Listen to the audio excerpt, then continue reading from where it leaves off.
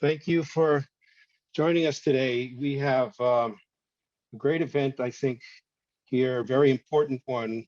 The candidates for mayor, this incredibly important election as New York City faces the pandemic and the need to recover from this pandemic. And about the pandemic, we just heard moments ago, unfortunately, from Andrew Yang, that he has suffered a bit of a setback from COVID and is not going to be able to join us today. And of course, we all wish him well and a rapid recovery. I want to thank the downtown clubs that are co-hosting with us today. The clubs that are sponsoring this event represent Manhattan from 14th Street all the way down. So we've got an incredible turnout here, as you can see, representing all of our clubs and the people that we care about in our communities. So let me give folks a chance to say hi. By the way, I am Richard Corman. I'm president of Downtown Independent Democrats. I want to first introduce my co-host for today, which is Chung Sito of UDO. Chung, we'll say hi. Thank you, Richard. Hello, everyone. Thank you for joining this important forum as we welcome all the mayoral candidates, as well as voters who want to know how the candidates position themselves in policy and actions that will help get us out of this pandemic, and particularly issues that relate to downtown here in New York City. So thank you. Again, UDO appreciates all the partners in planning this important forum, and we're looking forward to a healthy engagement for everyone. Thank you, Chung. And Village Independent Democrats, another one of our co-sponsors today. We have Mark Fitzgerald and Cameron Krause on. What do you want to say hi? Hi, we are very happy to be here with all of our partner clubs from downtown, myself and my co-president, Cameron Krause, and of course, all of our members and the members of all of these dedicated downtown Democratic clubs. It'll be a great forum. And I see Jeremy on, can't miss him with a pink background, Jeremy from Grand Street.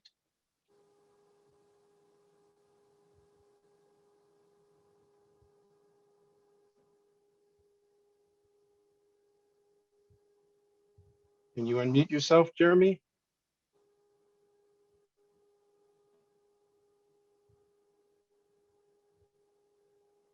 Nope, we will come back to you. I got it now. Sorry. Thanks all for joining me today for the Super Bowl. I'm really glad to see a lot of Grand Street Dems members on this call, and I'm really looking forward to talking with you all tomorrow night at our endorsement meeting. And thank you, Richard and Chung, for, I think when we split up who was going to do which forums, it was probably obvious that this was going to be the one that required the most logistical challenge, and that's why I didn't volunteer for it. So thanks very much for taking that on. Yeah, thanks, Jeremy. I have to remember to be quicker to volunteer for earlier ones next time. I see Tati Yono from CODA.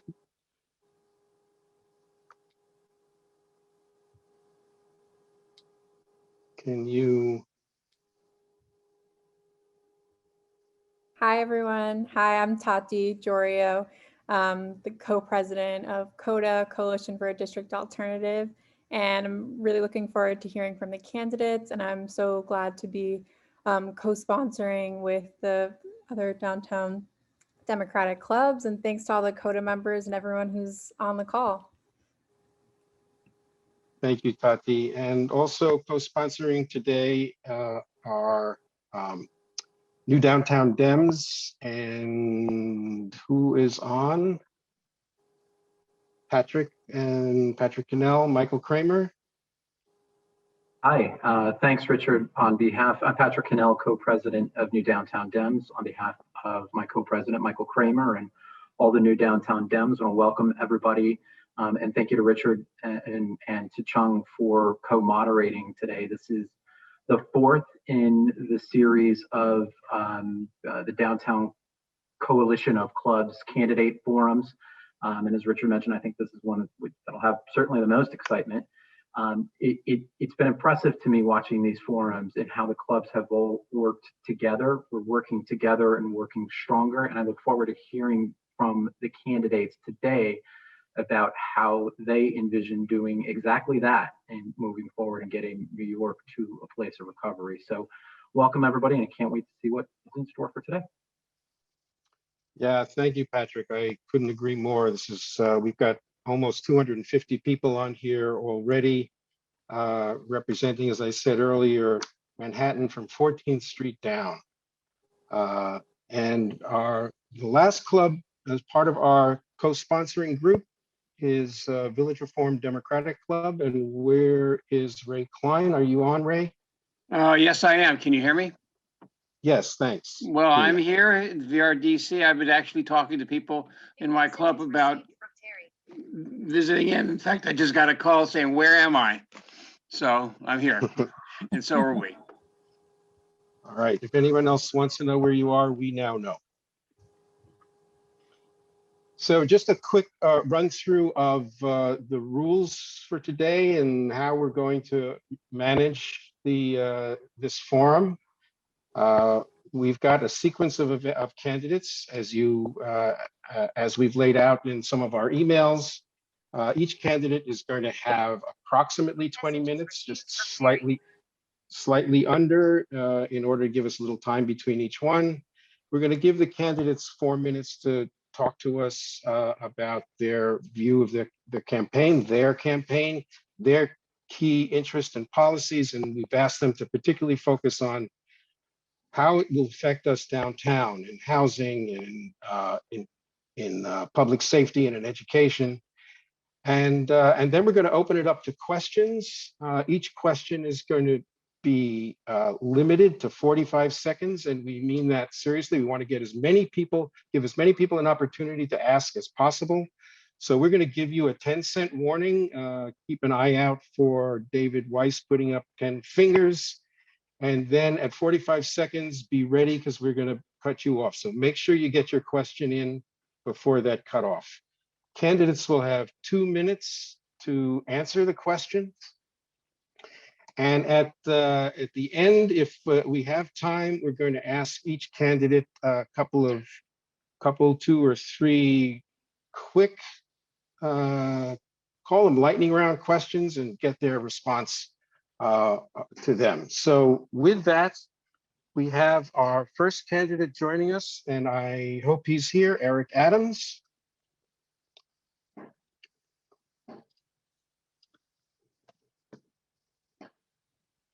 Eric, are you here?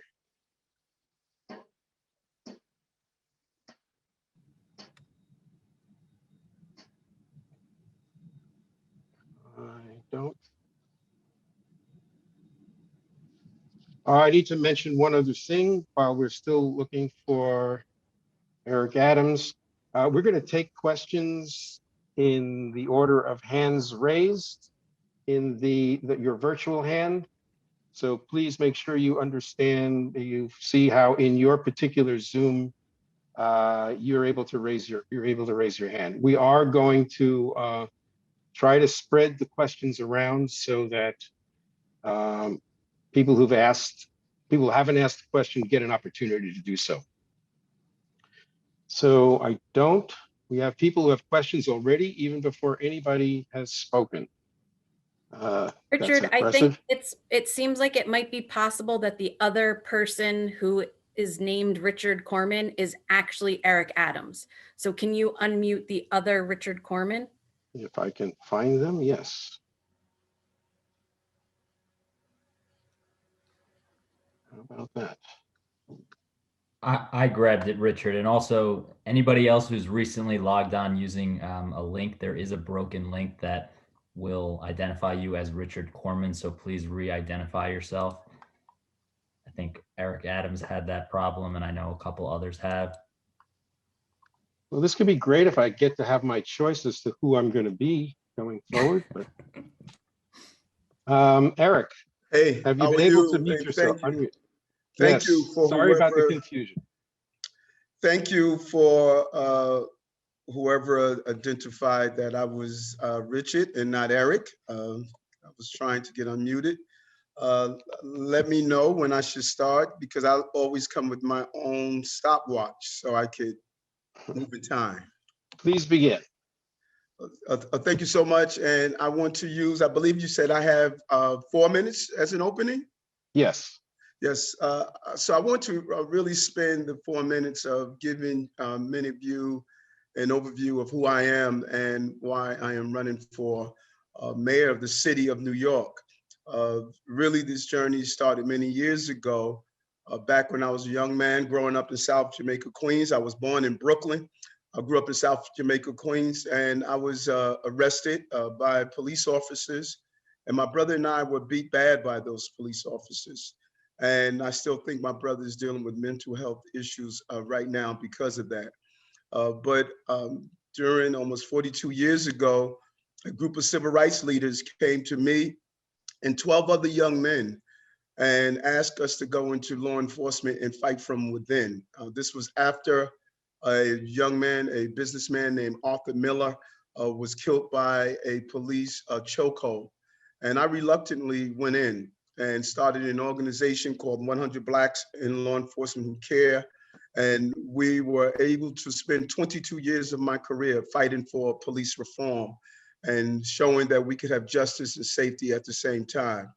But little did I know that during my time in the police department, I was going to be able to use another skill that I had.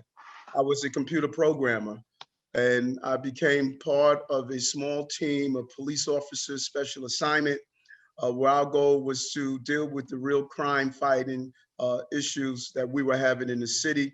For the most part, we threw up our hands and we believed that we could not be safe in the city. We were experiencing 2,000 homicides a year, almost 98,000 robberies, and the equivalent amount of felonious assaults.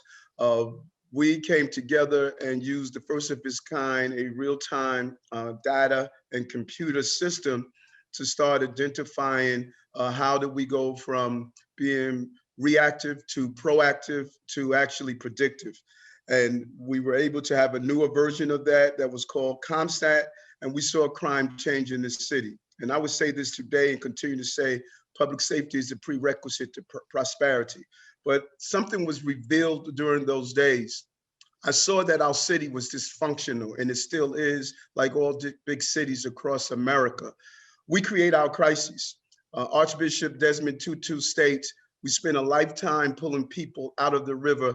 No one goes upstream and prevent them from falling in the first place. And that is how we run our cities. Our agencies are all siloed. We fight against each other. One agency creates a crisis and another agency responds to that crisis. If you just look at the Department of Education, it creates 3 crises in the city. It creates our health crisis. 70% of 12-year-olds have early signs of heart disease, and it's really tied to the food that we feed our children. Under Mayor Adams, we're going to have a healthy, nutritional food system. We also feed the criminal justice crisis. 80% of the men and women at Rikers Island don't have a high school diploma or equivalency diploma, and almost 30%, according to one study, is dyslexic. If we had dyslexia screening in every school, we can prevent a lot of the problems we have, even early identification of learning disabilities. But we also really create our education crisis. You hear people say education is K through 12. That is just not true. Education is prenatal through career. And if we don't connect the disjointedness of our educational system, we're not going to have the right attitude on how to turn it around. And that is in all of our agencies. We must stop creating crises and prevent them and move this city forward in the right direction. So again, thank you. And I look forward to answering any questions that you will have. Thank you, Eric. We have quite a few questions. And there's a minute to answer. I just want to stay on time, or 45 seconds. there's 45 seconds to ask, but 2 minutes to answer. Okay, thank you. Of course, brevity will never be punished. First question from Alan Ross. Alan? Can you unmute yourself? Oh, yeah. Okay. Good afternoon, Mr. Adams. Good to see you here. How are you? Good to see you. My question for you is, under Bloomberg, Michael Bloomberg, for 10 years, we had something like 45% increase in the rent stabilization rates. The rents went up 45%. Under Bill de Blasio, they've gone up a lot less. This is a crucial issue for, what, 1 million people in New York? So I thought I should ask you about it. Are you in the tradition of Bloomberg, or are you going to be more like de Blasio? Are you going to, I'm really wanting as definite answers you can give us. I'm a lawyer, so I'm aware of some of the business that goes on with. We're cutting off at 45 seconds. So Eric, can you, I think you got the gist of the question. Yes, I did. And housing is so important. And I don't fall under Bloomberg or de Blasio. What's crucial for me is, number one, what I attempted to get HPD to do. We need a combination. We need preservation. We need to protect the precious affordable houses that we use, and we need to do it in real time. And I really want to convince everyone. You'll hear me use this term all the time. I wanted the HPD to put in place a system to protect those affordable units by having a red, yellow, and green model. Green means the unit is protected, there's no issues with it. Yellow is if the unit is currently in some form of legal process, and red is if they are in court. So we can ensure that we give people the necessary protections to prevent the hemorrhaging of affordable units. But then we need to think differently about affordable housing. We need to do a better job in ensuring that any developments we do is low income and middle income. United Way had a report in 2019 that stated over 40% of New Yorkers are experiencing a sufficiency deficit. Sometimes we don't realize that we're decimating our middle class, that teacher, that accountant. We need to ensure that we think differently about affordability and ensure that we look at micro units, changing the footprint size of our apartments. I'm a big believer in basement apartments. It's an opportunity to retrofit hotels that we were oversaturated previously. We must deal with this housing crisis in a real way, but we need to have a real gauge and a real-time way of monitor how many units we have in danger of losing, and how are we trending towards addressing the problem of affordability. Thank you, Eric. Our next question is from Kathy Nazari. Kathy? Thank you. Where is it? Thanks, Eric. I think we can all agree that we need criminal justice reform. That said, how would you address the increase in violent crime that the city is experiencing? I'm a big believer, and I am not going to move away from this. Public safety is the prerequisite to prosperity. When our city became safe in the mid-90s, we have a lot to do with our police department. Trust me, I know that, but we must be safe. Safety is the foundation of tourism, which is a multi-billion-dollar industry. It's the foundation of families safely getting to their place of employment, our children getting to schools, and we can do that. I am a big believer. I advocated for it in the police department as I moved up through the ranks. You could have safety and justice. I would do several things right away. Number one, the mayor took part of my plan of allowing local community leaders to pick their precinct commanders. That is the most powerful position in the city of New York among civil servants. They determine and they control a 300-person team, yet you don't know who this person is. By allowing community leaders to One, interview, see the plans of what that commander is going to do in their geographical area, and then have veto power if they're not a right fit by looking at the 58 law, which is powerful. Second, I will allow my peace officers after 2 years to be promoted into the police department. They are over 80% women and people of color and South Asian, and they're 100% New Yorkers. We will change the demographics instantly. Third, we will find the money in the police department, not defund, but making police departments become more efficient. There's no reason cops sit in court for 5-6 hours when we can use WebEx and Zooms and others. We will civilianize all those units where police officers are sitting inside instead of doing the job we paid them for. We'll cut down on overtime over 400 million. We'll run a smarter police department in the process. Thank you, Eric. Our next questioner is Robert Score. Thank you so much. And thank you, Mr. Adams, for being here today. Thank I have a you. quick question for you that is my standard question for all candidates. I'm the recording corresponding secretary for Local 1 of the IATSE, Stagehands Union. And as mayor, I would like to know, what will you do to bring back the $15 billion financial engine that the Broadway and entertainment community is for New York City? When I was in Albany, I was clearly part of the team of lawmakers that pushed for the tax credit so that we can stop losing many of our jobs and other venues in California and other locations. I have a clear understanding and belief that at the heart of our city is the entertainment industry. It brings tourism. It is a magnet that attracts us here. And I think there's a number of things that we should do. Number one, some of the federal stimulus should be targeted around how do we help get lights back on in Broadway, but not only Broadway, lights on in places in Williamsburg and other places where we have an entire studio industry, a movie industry, the cable industry making shows here. Blue Blood was made here. We need to pump resources to get people back on the stages, back on stage hands and back employed. I think is crucial to do so. But behind that also is that every time we get a negative report of crime in this city, it hurts our tourism and it hurts people coming here participating.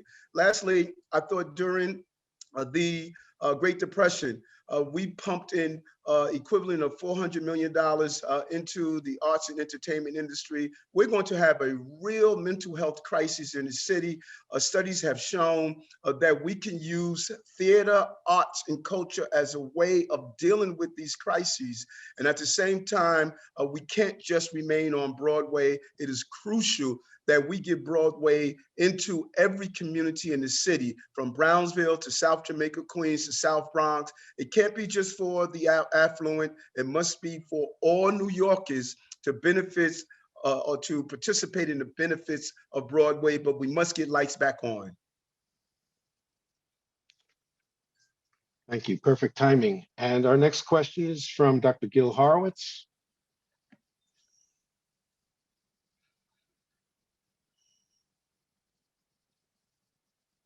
Am I unmuted? Yes. Thank you, Richard. Question to Borough President, maybe soon to be Mayor Eric Adams. I was arrested in the Stonewall riots, so I know some LGBT folk, and I said to one, I'm liking Eric Adams as of now. And he said, oh, he's homophobic. I said, I've never heard that before.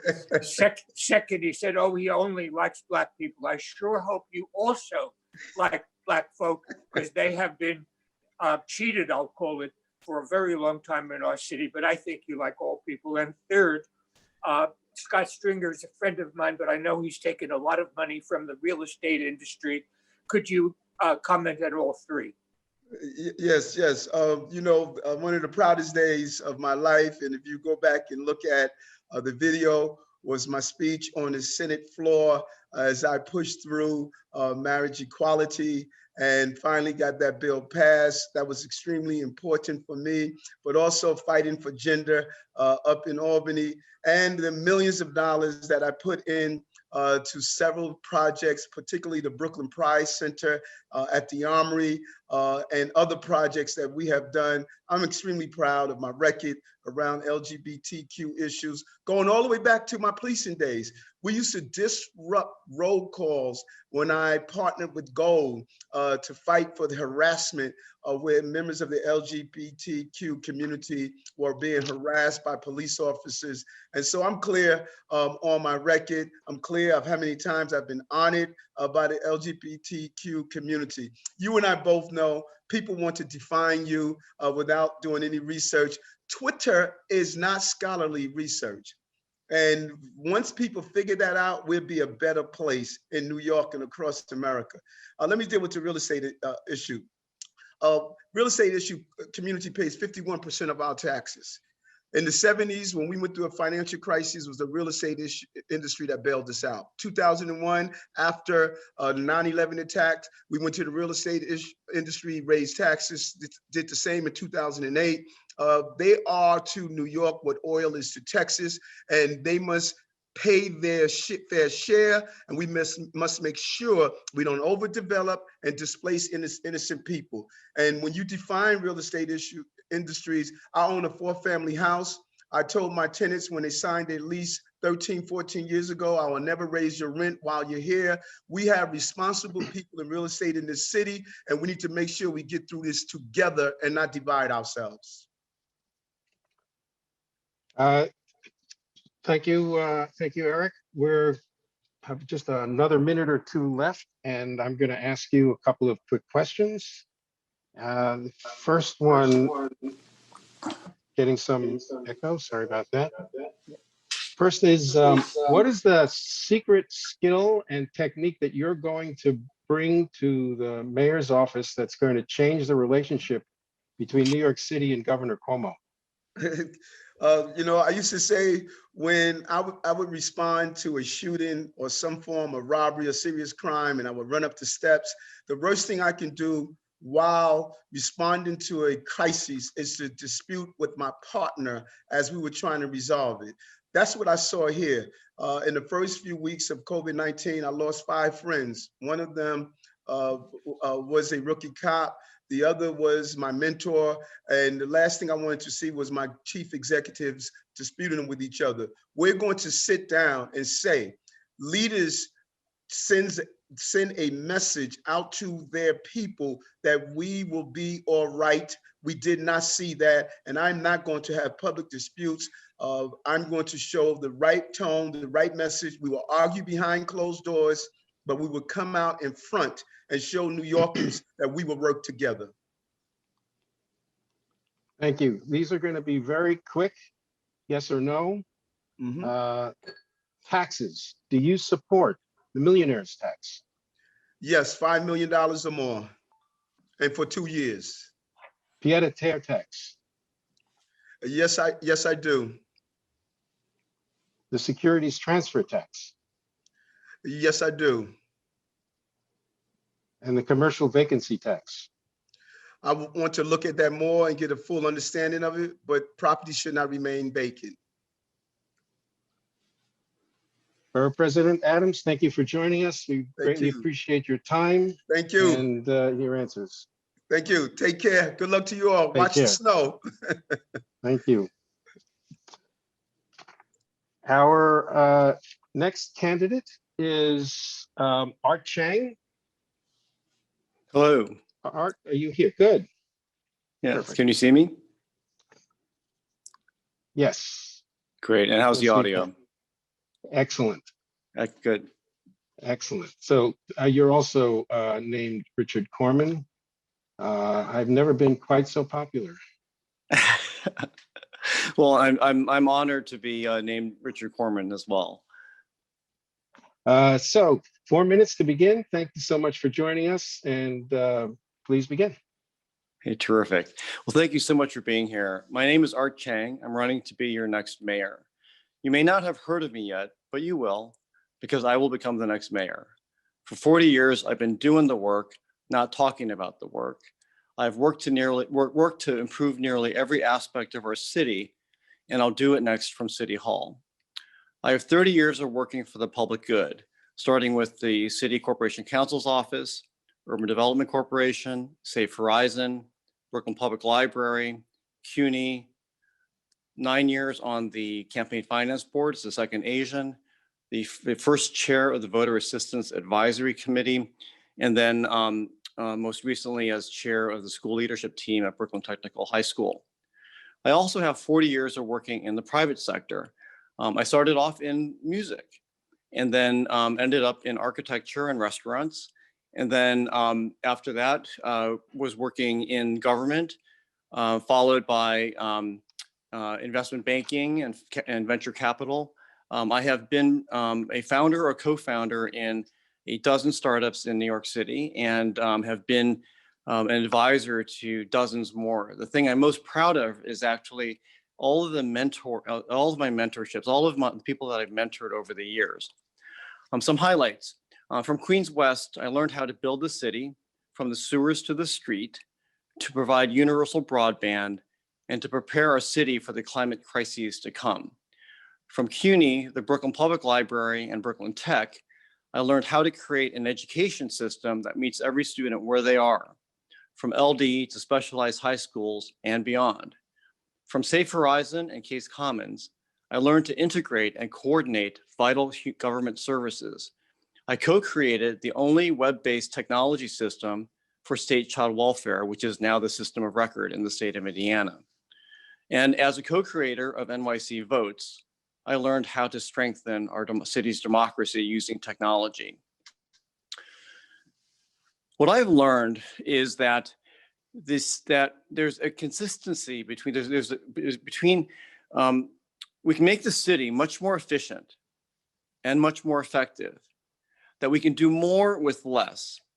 And all of this involves a creative look at the city's budget, the creative organization of the people of the city in conjunction with the communities that the city is trying to serve. Today, our city is standing at the edge of a precipice. We have interconnected crises, COVID, an eviction crisis, homelessness, and a lack of truly affordable housing.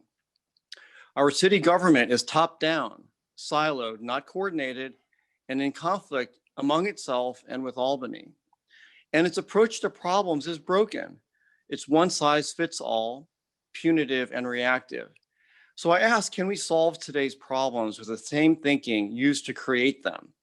The city needs a different perspective and experience. Let me tell you about myself. My parents immigrated from Korea in the 1950s as students, before Asians were allowed to immigrate to this country because of the Chinese Exclusion Act. I was born in Jim Crow Atlanta. I was raised in an all-white school district in Akron, Ohio. I know what it's like to feel afraid to walk into the street because I was afraid that groups of white boys would come and they would attack me. I also know what it was like to be afraid for my mother's safety because I would go home not sure if she would be, in some cases, alive because of the domestic violence in my household. I learned not to trust the police and to fear them as much as I needed their help. There are some important lessons here. You got to wrap up 10 more seconds, please. Sorry, that's 4 minutes. Oh, so that was 4 minutes? Yep. Okay. Okay, so my vision for City Hall is proactive and collaborative, data-driven and transparent and accountable. You asked me about Lower Manhattan. I ask, has Lower Manhattan's needs ever been placed in the context of the full city? For instance, for housing, have you ever seen a plan for the entire city that encompasses the... Oh. Sorry, Art. We're being pretty harsh today in terms of controlling the time because we've got a long event that we've committed everyone to get them to Super Bowl. So we're going to take questions now, and our first question is from Justine Cuccia.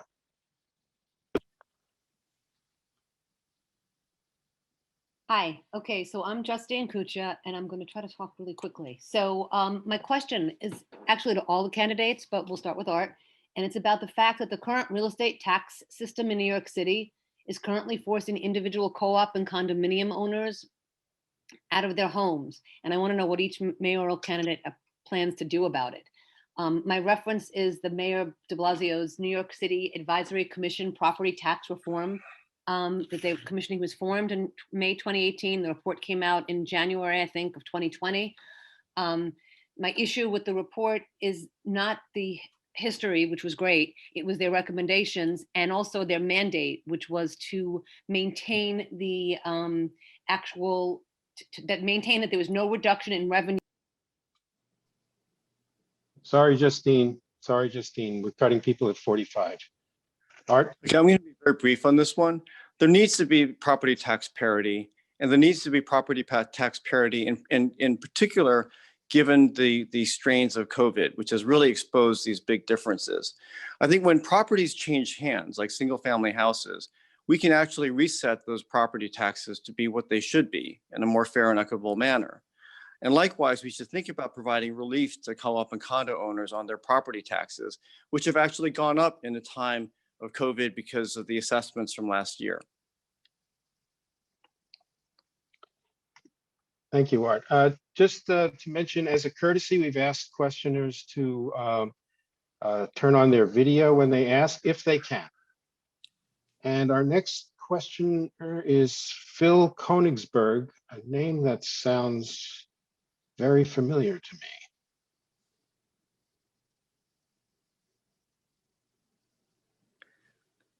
Can you hear me?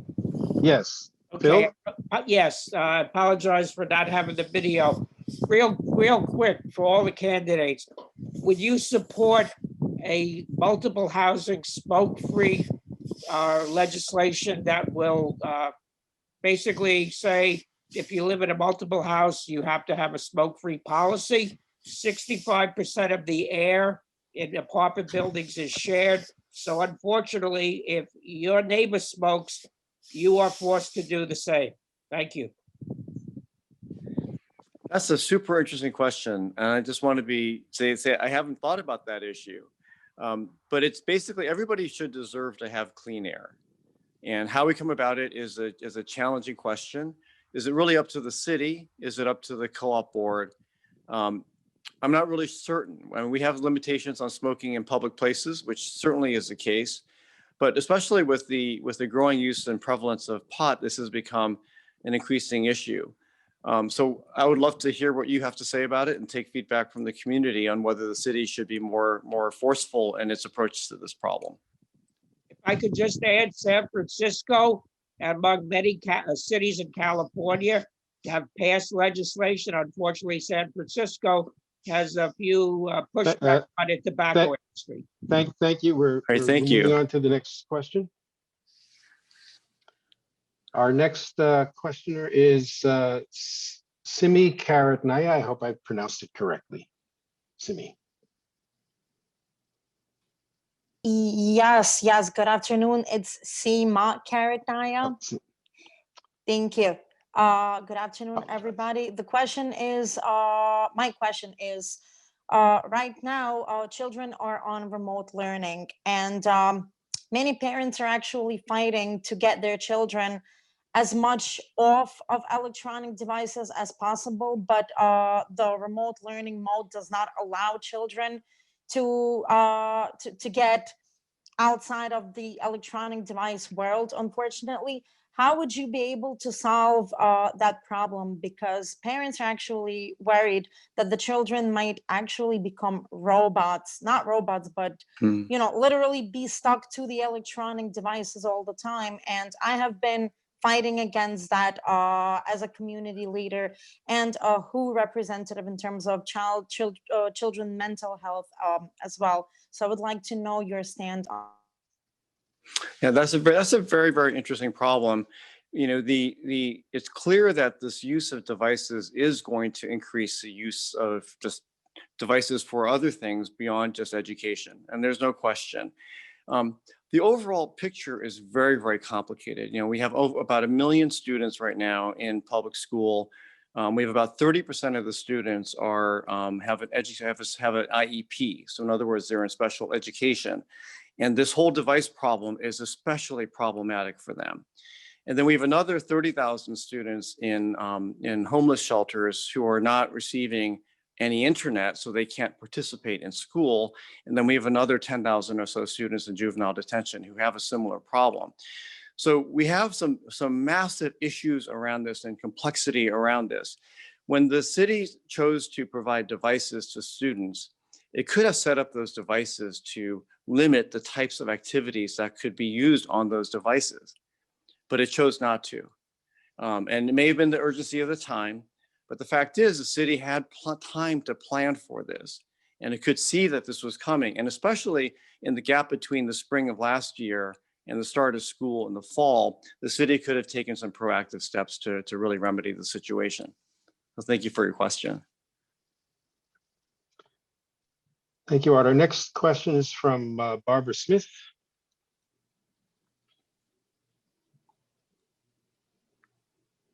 Hi, I was just trying to unmute myself. I think I succeeded. Yes. Thank you. Hi, Barbara. Hi.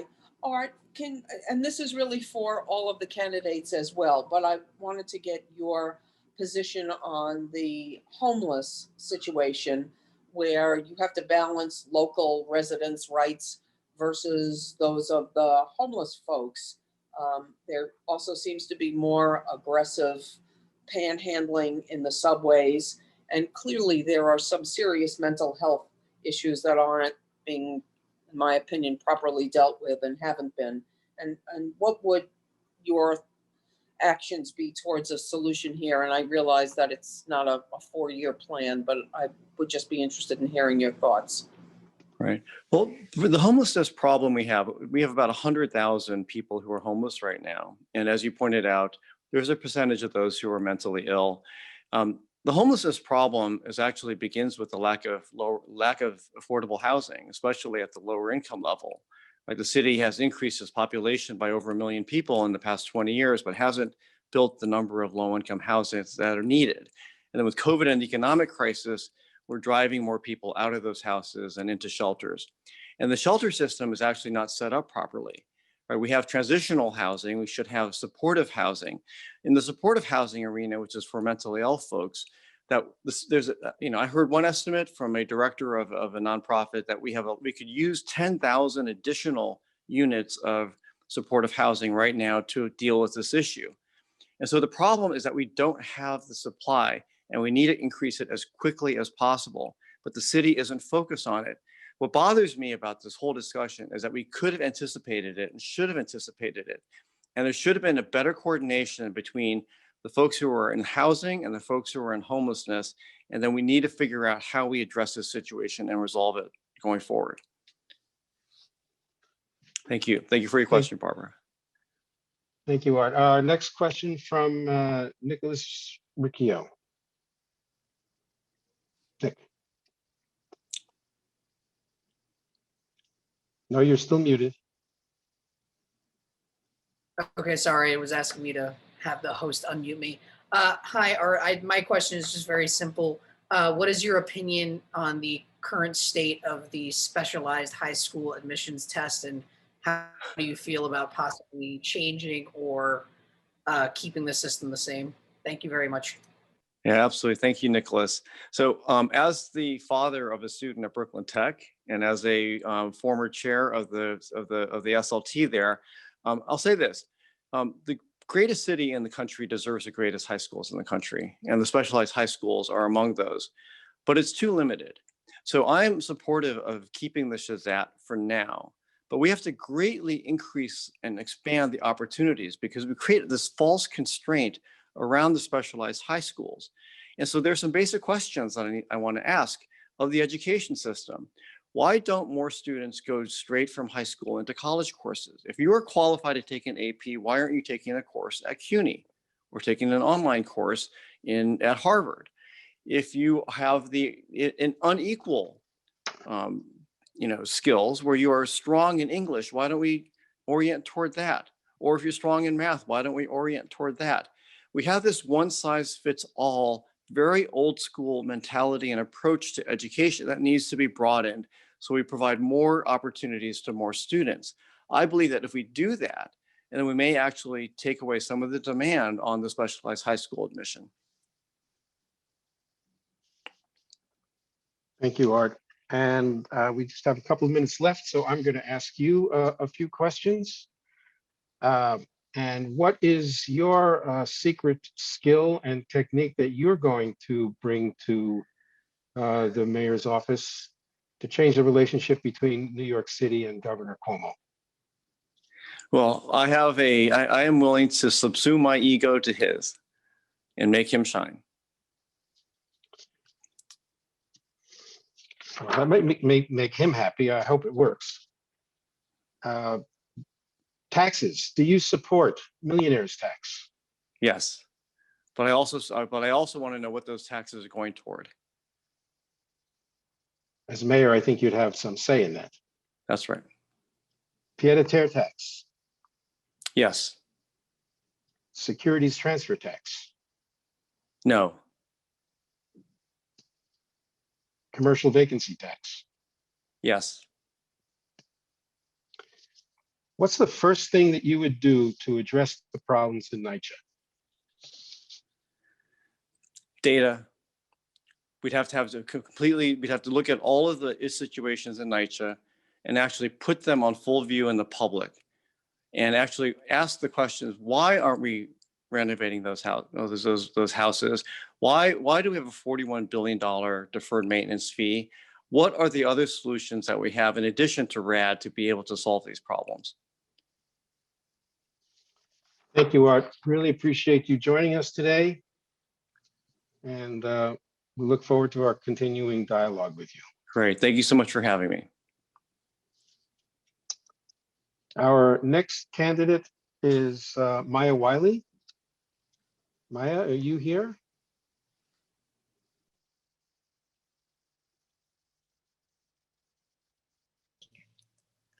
I am here. Thank you. I'm sorry, I was muted.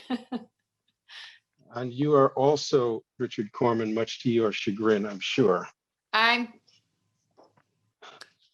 We need, there we go, much better. All right, thank you for joining us. Really appreciate that. And you are on for 4 minutes, and please begin. Thank you. Thank you for having me, and it's a pleasure to be here. You know, I'll start with why I'm running to be the next mayor of New York City, although I am an unconventional candidate, someone who's never run for public office before and who my cat never thought I would be. And I'm running because I know and believe deeply that this can be a city where we all live with dignity. And dignity means that we are a city, one, where we all can live. And that means development without displacement. That means making sure that we have a school system that sees every last one of our children as exceptional. It means putting the public back in public safety, which is that we're safe from crime, but we're also safe from police violence. And that means we remain a city that we're doing more than just recovering from COVID, but reimagining so that we're still a city with 800 languages spoken, that we are a place that no matter what you look like or how you worship or who you love, or whether you have a big bank account or no bank account at all, public housing or luxury housing, that it is a city for all of us. And for me, that calling to public service in this moment does stem from being the child of activists, does stem from my earliest experiences being in a segregated, overcrowded, underfunded Black public school. It does stem from watching my best friend, Charlene, disappear from my life with no explanation, finding out later that her mother, who was a grocery clerk at our neighborhood grocery store, just couldn't pay the rent when the landlord increased it. And someone who benefited from Mitchell Lama, which helped put me through law school here in New York at Columbia University. And I say all those things because I came to Columbia, came back to New York, a place where we lived on the Lower East Side when I was a baby, also in a Mitchell Lama apartment when my father was working in the civil rights movement. came back to be a civil rights lawyer, to focus on racial justice. And, you know, when I think about Lower Manhattan, in particular downtown Manhattan, you know, I started my first organization after working at the ACLU and the NAACP Legal Defense Fund, and on every issue from access to healthcare and education funding. I founded the Center for Social Inclusion with a baby in a bouncy seat after September 11th, because a friend of mine and I had been talking for a long time about how to support community organizations to be better able to dismantle structural racism. And that is what we called it back in 2002. And what we were seeing after the crisis and horrors of the terrorist attacks on the World Trade Center included a lot of Islamophobia, included rounding up our residents for no other reason than their faith. But it also included the fact that $21 billion was coming in to New York City to help rebuild from the crisis. And that $21 billion was cutting out of its catchment area the Lower East Side, where I had lived as a baby, but also Chinatown. And that was exactly the kind of decision-making, exactly the kind of disinvestment that perpetuates structural racism. So we worked with groups like CAB, trying to find ways to help figure out how to better contest for appropriate rebuilding. And now in the time of COVID, where we are living with a historic crisis once again, one we will recover from. We will. We always do, whether it was the Great Recession of 2008 and all the other things we know we've recovered from. The question isn't if, it's how. And I'm running so that we recover in a way that includes all of us, rather than perpetuating the exclusions we've had for generations. Thank you. Thank you, Maya. And our first question is from Mackenzie Pope. Mac, welcome.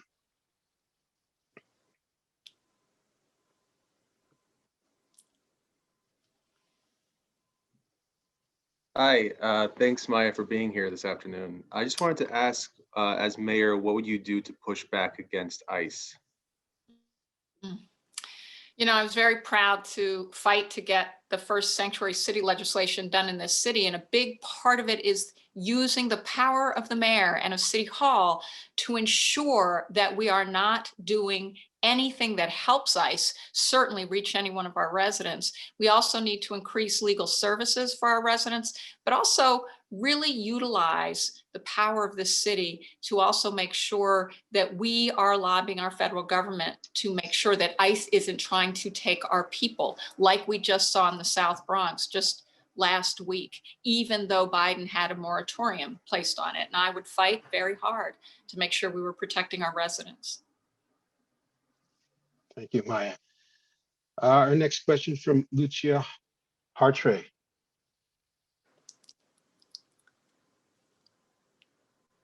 Hi, thank you for being here. Currently, Mayor de Blasio has a plan to demolish East River Park and raise it 12 feet in order to protect against floods. This has been met with considerable backlash from the community. As mayor, what would your plan be for East River Park? Okay, I think that's a critically important question. And I start from a place of principle, which is one, you know, we need whole communities, and park is an important part of having a whole community. And we also have rising sea levels. And so we must do what we can to ensure that we can hold on to that. And I am aware of the fights and the concerns. And I think working and partnering with the community to make sure we are protecting our ability to have park. And I actually am someone who has a $10 billion New Deal for New York, which includes a Green New Deal model for ensuring that we are more resilient in the face of climate change, and that we partner with communities on figuring out the projects that best ensure that communities are resilient and benefit from the job creation we'll create. So I would work and partner with community on the solutions. Thank you. Our next question is from Patricia Laria. Patricia.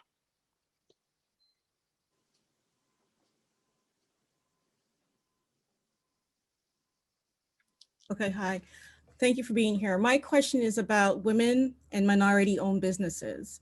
The Black community currently makes up 22% of New York City's population, yet a mere 2% of businesses are owned by Black entrepreneurs. What is your plan to help increase minority and women-owned businesses in the city as mayor?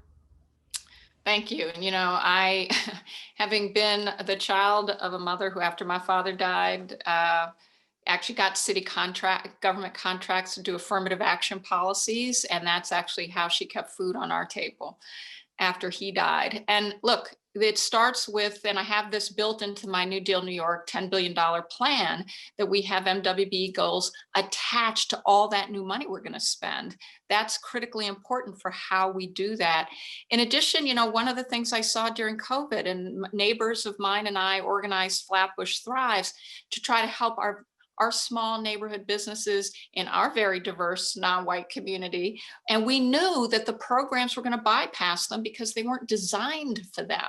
And we saw firsthand that unfortunately that was true, just as we're seeing with businesses in Chinatown.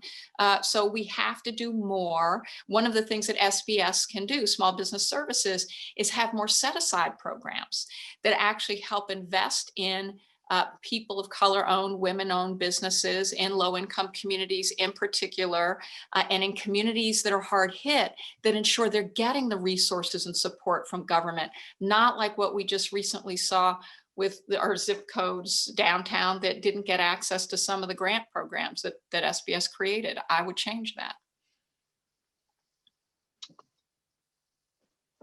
Thank you. Our next question is from Janine Kiley.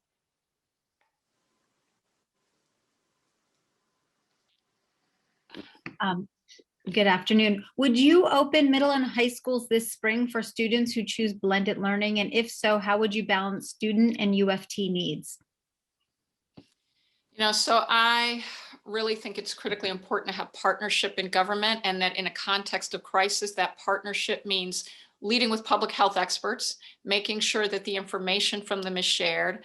I do believe that there are opportunities to do blended learning safely, and that does require making sure that our buildings and our school buildings are properly ventilated, that we have the proper testing and vaccination in particular now.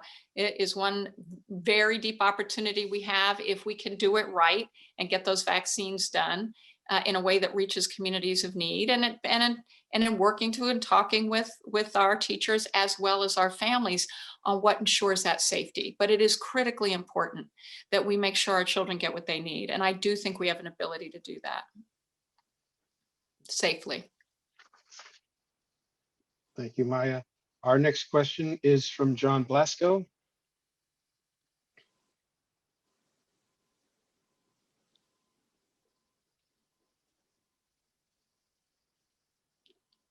Thank you. Hi, Maya. I'm John Blasio. I'm a Democratic district leader here in the Lower East Side.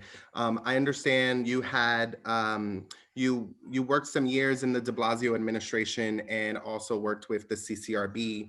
Can you tell us a bit about how you would hold the NYPD accountable that's different from those roles that you played in de Blasio's administration and CCRB? Thank you. Well, thank you for that. First, let me say, after 25 years of being a civil rights lawyer and racial justice advocate, I did go into the de Blasio administration in 2014, voted with my feet in 2016, as I say, because that yellow brick road kind of became a red brick wall. But he did appoint me to the Civilian Complaint Review Board, and I was very proud because of using that seat to get Daniel Pantaleo's case over to the police department, the officer who killed Eric Garner, and saw a lot from that vantage point in terms of what's broken and what needs to be fixed.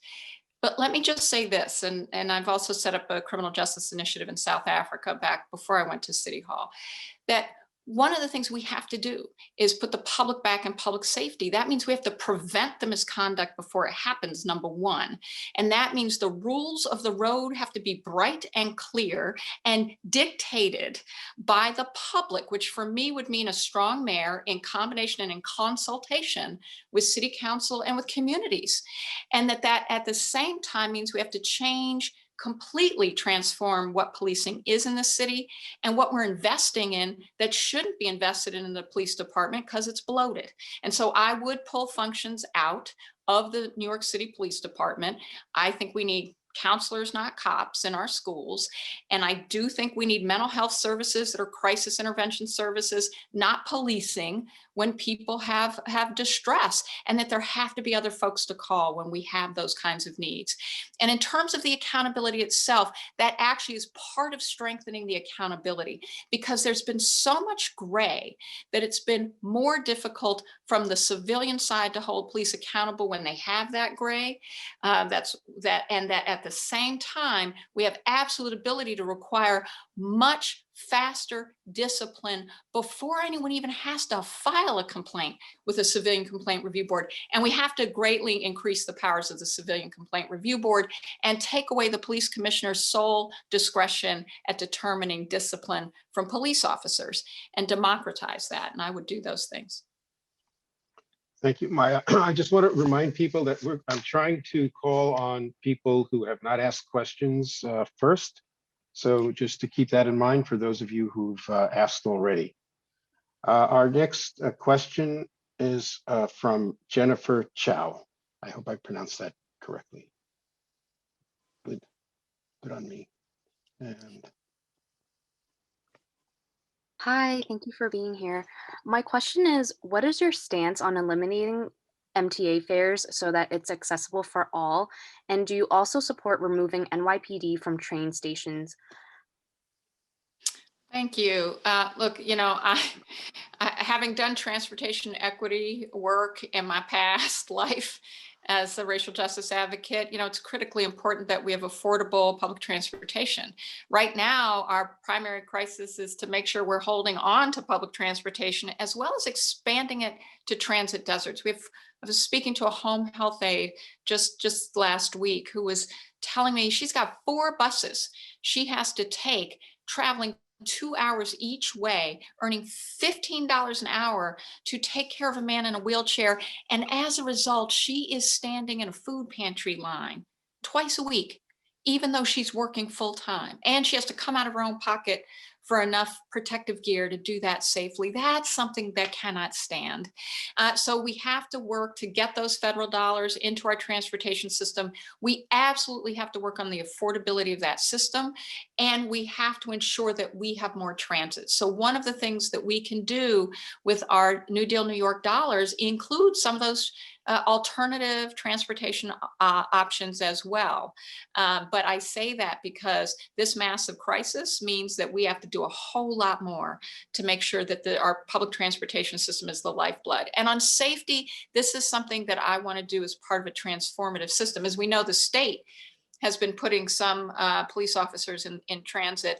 There's a lot we can and must do to invest in the safety of our system, but we also have to do it in a way that recognizes and investing in some of the problems that are making people feel unsafe in the subways are part of what we have to invest in. And I would eliminate street homelessness by changing the way we use our subsidies so that we do housing first and get folks supportive housing, but also, really work with leaders, because we do have to partner with Albany on what they're doing in the MTA and how we make our residents safer. And I do think that means investments. Thank you, Maya. We have time for, I think, 1 or 2 more questions at most. Joan Strasbaugh.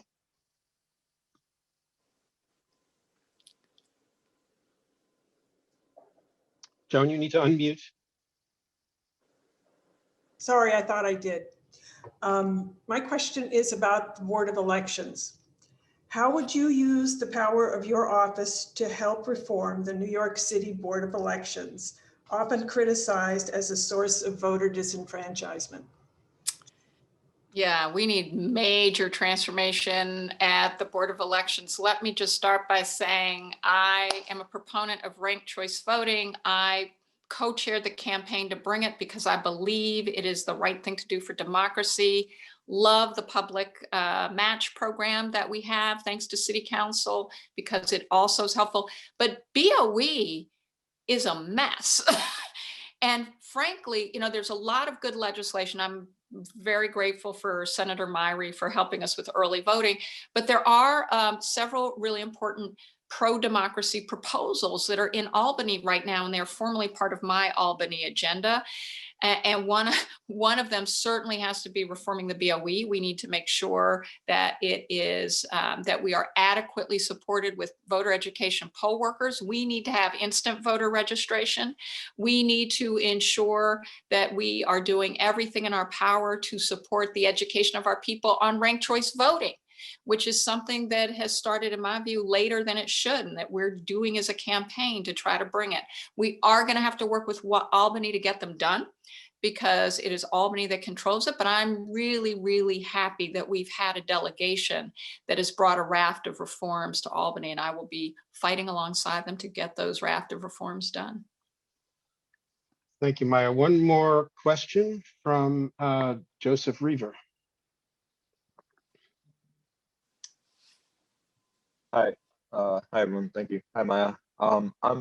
My question is one that's based locally but reflective of a citywide issue. It has to do with Elizabeth Street Garden, which is a community garden that's been pitted against affordable housing and is at risk of being destroyed.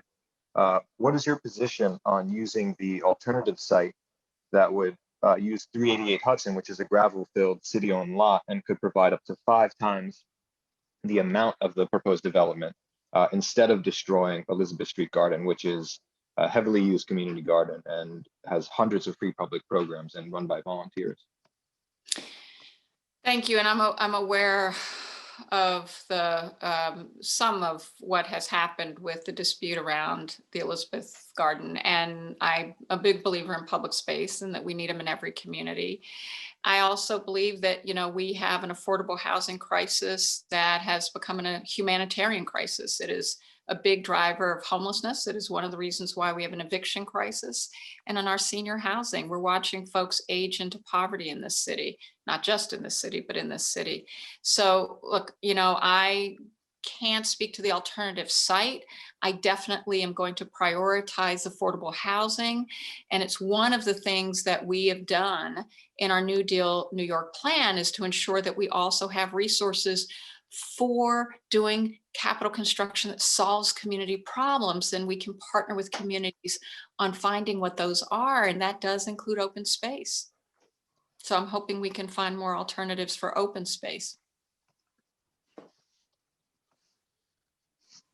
Thank you. And just a couple of quick questions to round it out, some that we've asked others. So your secret skill and technique in improving the awful relationship between the mayor's office and Governor Cuomo? Well, this is something I have some experience with from my days in City Hall. Thought you might. Watching the tremendous mistakes. And one of the mistakes I'll speak to is a missed opportunity to partner, and I was able to do this with women and minority-owned businesses around legislation we needed changed in Albany in order for the city to be able to get more contracts to MWBEs. And so we created a table and we created the partnerships and priorities with our delegation to Albany before we went up there as city government to ask for what we wanted. And actually the MWBEs themselves asked first, and we already had teed up our strategies in partnership with some of our state electeds who cared very deeply about MWBE and were in committee positions that could help us move the legislation. That partnership model was not the norm when I was at City Hall. And you know what? We got the legislation done. And so a big part of it is actually working in partnership both with impacted communities and leaders, as well as our delegation, around what our priorities for Albany are and how best to accomplish them and who goes in first. Sometimes it should be the mayor's office, depending on the strategy. Sometimes it should be our electeds. Sometimes it should be advocates themselves who go in first. But unless you have the relationships and the strategies organized and teed up, you can't work in alignment and coalition very effectively. And I would do that in the front end, not just have a fight. Does sound better. Thank you, Maya. We appreciate you joining us today. And we look forward to this continuing dialogue as we go into the election. Well, thank you. Thank you for having me. And please stay safe and stay well.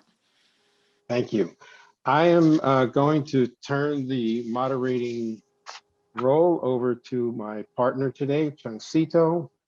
Give me a moment's break. And our next candidate is Sean Donovan. So Chung, you're up.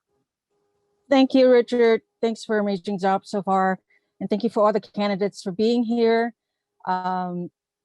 It's actually a great day to be on the forum since it's snowing outside. So as Richard said, the next candidate is Sean Donovan. Sean? Hey, Chung, how are you? It's good to see you. Good to see you. Should I jump right in? Yeah, so right now you have 4 minutes for your part, for your comments, and then we'll take questions. Great. Thanks so much. And wonderful to be with you all on this second snowy day in a week. As Chung said, good day to be indoors, hanging out with each other on Zoom. Look, I believe that I am a unique candidate in this race. As I hope you'll hear, I have deep, deep experience in leading through crisis. And that experience gives me the ability to get big, bold ideas done as your mayor. That experience began because I grew up in a different time of crisis in this city, in Manhattan. As a child, I saw homelessness exploding on our streets. I saw neighborhoods across this city crumbling, some literally burning to the ground. And it lit a fire in me to go to work on behalf of this city that I love. I started volunteering in a homeless shelter in college. And when I finished, I came straight back to the city to start working at a nonprofit, rebuilding those very same neighborhoods I'd seen burning as a kid. That began a 30-year career on the front lines of housing and homelessness, of racial and economic justice, culminating in all 8 years in the Obama administration. And as I said, in those 30 years, I've learned what it takes to lead through crisis. And I've learned what it takes to work with grassroots organizations, community leaders in downtown Manhattan. I was housing commissioner in the city in the wake of 9/11 and helped to make sure that Lower Manhattan came back stronger, safer, more affordable than it had been before the crisis. When the worst housing crisis of our lifetimes hit this city and this country, President Obama asked me to lead our housing recovery. And I went to work protecting and rebuilding the wealth that had been destroyed, particularly in Black and brown communities. And then when Sandy hit our shores and there was the threat of a lifetime, President Obama asked me to go to work rebuilding safer and stronger and smarter by leading the entire federal recovery effort. And I went to work side by side with leaders like Damaris Reyes at good old Lower East Side, bringing together architects and the best designers from around the world, the best scientists, to partner with the community groups on the Lower East Side to get Rebuild by Design done and to begin a process that invested hundreds of millions of dollars that unfortunately has taken Mayor de Blasio far too long to turn into reality and safety for folks in Lower Manhattan. As if no good deed goes unpunished, President Obama then asked me to lead the entire $4 trillion federal budget.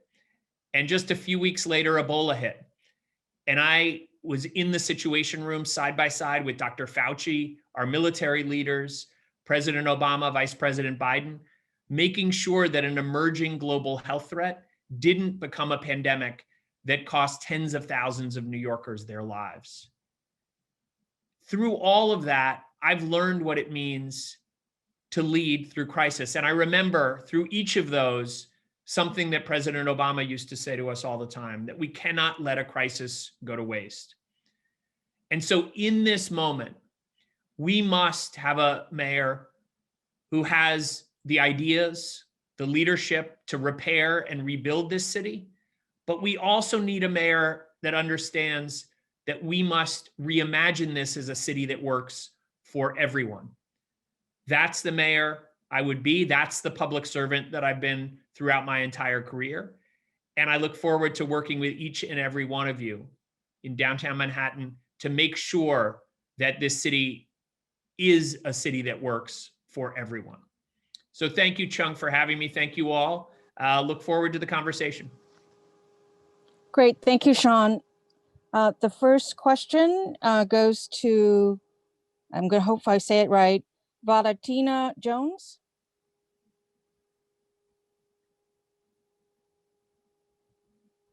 Yes, you said it right. My question is, thank you. My question.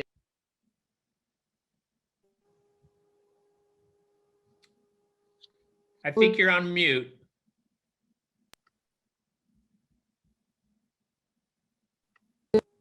Okay. My question is about congestion pricing. This was done before COVID, and since COVID, I don't know that it's congested below 60th Street, and we've had problems with businesses below 60th Street. So I don't know that additional cost to bring food supplies and merchandise to businesses below 60th Street would be a good thing. The other question that I have is that, as you brought it up, in terms of how would you work with the health department in terms of better public health messaging and communicating with the public? The health department went from saying that you do not need to wear a mask if you are not sick to now you need to wear 2 masks or special masks or et cetera. So how would you work with the health department in terms of public messaging? Thank you. Well, like so many things, Valentina, in this race, too often what you hear from politicians is rhetoric. For me, this is reality. You don't have to take my word for it. I sat side by side with Dr. Fauci and all of our other medical leaders through Ebola, through Zika. I understand that you have to let health professionals lead, and that as important as the message itself is the trust in the messenger. And I think the problem we had here in New York City is that too often it was political leaders rather than health leaders that were speaking to the public. Too often that eroded the trust that we felt in the messages that were coming. Too often we got conflicting messages. And to me, the single best example of that was when Mayor de Blasio took away contact testing and tracing from his health department because his health commissioner had told him the truth about how much more aggressive he needed to be. And instead of listening, instead of surrounding himself with people who would tell him the truth, he took contact tracing and testing away and gave it to the Health and Hospitals Corporation, further confusing New Yorkers and muddling the message. That's not the kind of leadership that we need. I'm the only one in this race who has the deep experience in crisis, including health crisis, to know how to lead and to work with the health department. On your question about congestion pricing, I do believe that if implemented well, congestion pricing can be effective for the city. I do think that our congestion will come back. We know that between Uber and Lyft and other ride shares, our congestion had gone up 30 to 40% in New York City before the pandemic hit. But here's what we need to do. First of all, we need to make investments in transit as we are implementing congestion pricing so that we're not putting many, many riders at a disadvantage. Sorry about that, Sean. We have the rules of 2-minute response. So hopefully we'll get to that. Maybe another question. Next is Trevor Holland. Trevor? Hi, Sean. Nice to see you again, and thank you for attending this pre-Super Bowl party that we're all spending time up. But quick question for you. It's actually for all candidates, and it's not actually going to have to do with resiliency or rezoning, but if you had 3 executive orders that could go unchallenged, what would they be on your first day of office? Trevor, it's great to see you too. As I said in my announcement speech, one of those 3 would absolutely be to establish for the first time in the history of the city, a chief equity officer reporting directly to me. That has never been done in this city and would set the tone and make sure that we're driving equity through everything. As I said, equity, we need a mayor who understands that every issue is an issue of equity. So that's one. Second, I would establish a cross-agency council that would start implementing my idea for 15-minute neighborhoods. Now, many New Yorkers, particularly those who live in wealthier neighborhoods, understand what a 15-minute neighborhood is, but far too many New Yorkers don't have within 15 minutes of their door a great public school, access to good transit. They don't have the healthcare, mental health care, primary care that they need, access to a good park where they can exercise. We've seen in this pandemic what that means, and access to fresh food. All of those would be part of this council that I established to make sure that we're driving planning in this city in a more equitable, community-oriented way. And then the last would be to establish what I call my equity bonds program. This builds on the work that has been done by Cory Booker, Senator from New Jersey, the baby bonds work. This would build on that by making sure that every child born in this city would get $1,000 when they were born.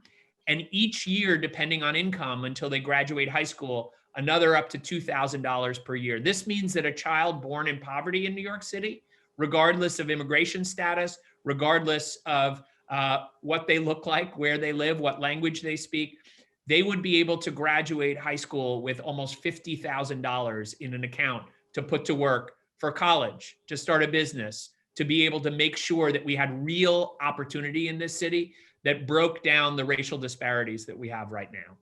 Those are the three things I would do. Thank you for that. Next, we have Theo Chino. Theo, you on? Yes, hello. Hi. Hi. Hi, Hey, Theo, Sean. good to see you. Good to see you. My name is Theo Chino. I am the co-founder of Show the Book, which is a legacy, and I wanted to talk about your legacy as HPD commissioner. Several of HPD high-end commissioner have been jailed because of corruption, using the HPD stock and being put in jail over $2.5 million of bribe. 135 empty units in the hand of HPD are still empty from the time you were a commissioner. About 300 TPT housing program building are going in foreclosure 10 years later because a lot of nonprofit corporation have been scavenging and taking the equity out of those buildings. Well, Theo, I'm sorry, but no, we the have question I set up was simply, rules. should he run on the Republican ticket instead of being a Democrat? And what will you do if you get elected? Thank you. Well, Theo, as a lifelong Democrat who's been committed, as I said in my opening statement, to solving the problems of housing and homelessness, of racial injustice in this city, there's no way I'd run as a Democrat in this race. I'm a lifelong, as a Republican, I'm a lifelong Democrat who was proud to serve all 8 years in President Obama's cabinet.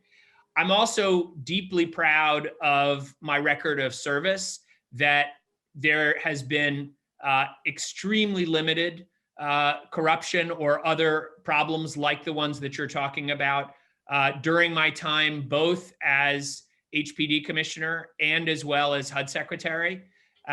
In fact, if you ask the Department of Investigation, during my 5 years as HPD commissioner, we worked extremely closely together. We were able to actually catch elected officials and others who were trying to undermine the integrity of our programs. And I have never been directly accused of any kind of malfeasance or any kind of corruption in the programs that I've run. And that was after we inherited a department that had become deeply corrupt under Rudy Giuliani. And so I'm proud of that record. Thank you, Sean. I'm going to make sure that everyone gets a chance who has not asked a question. Barry Skolnick.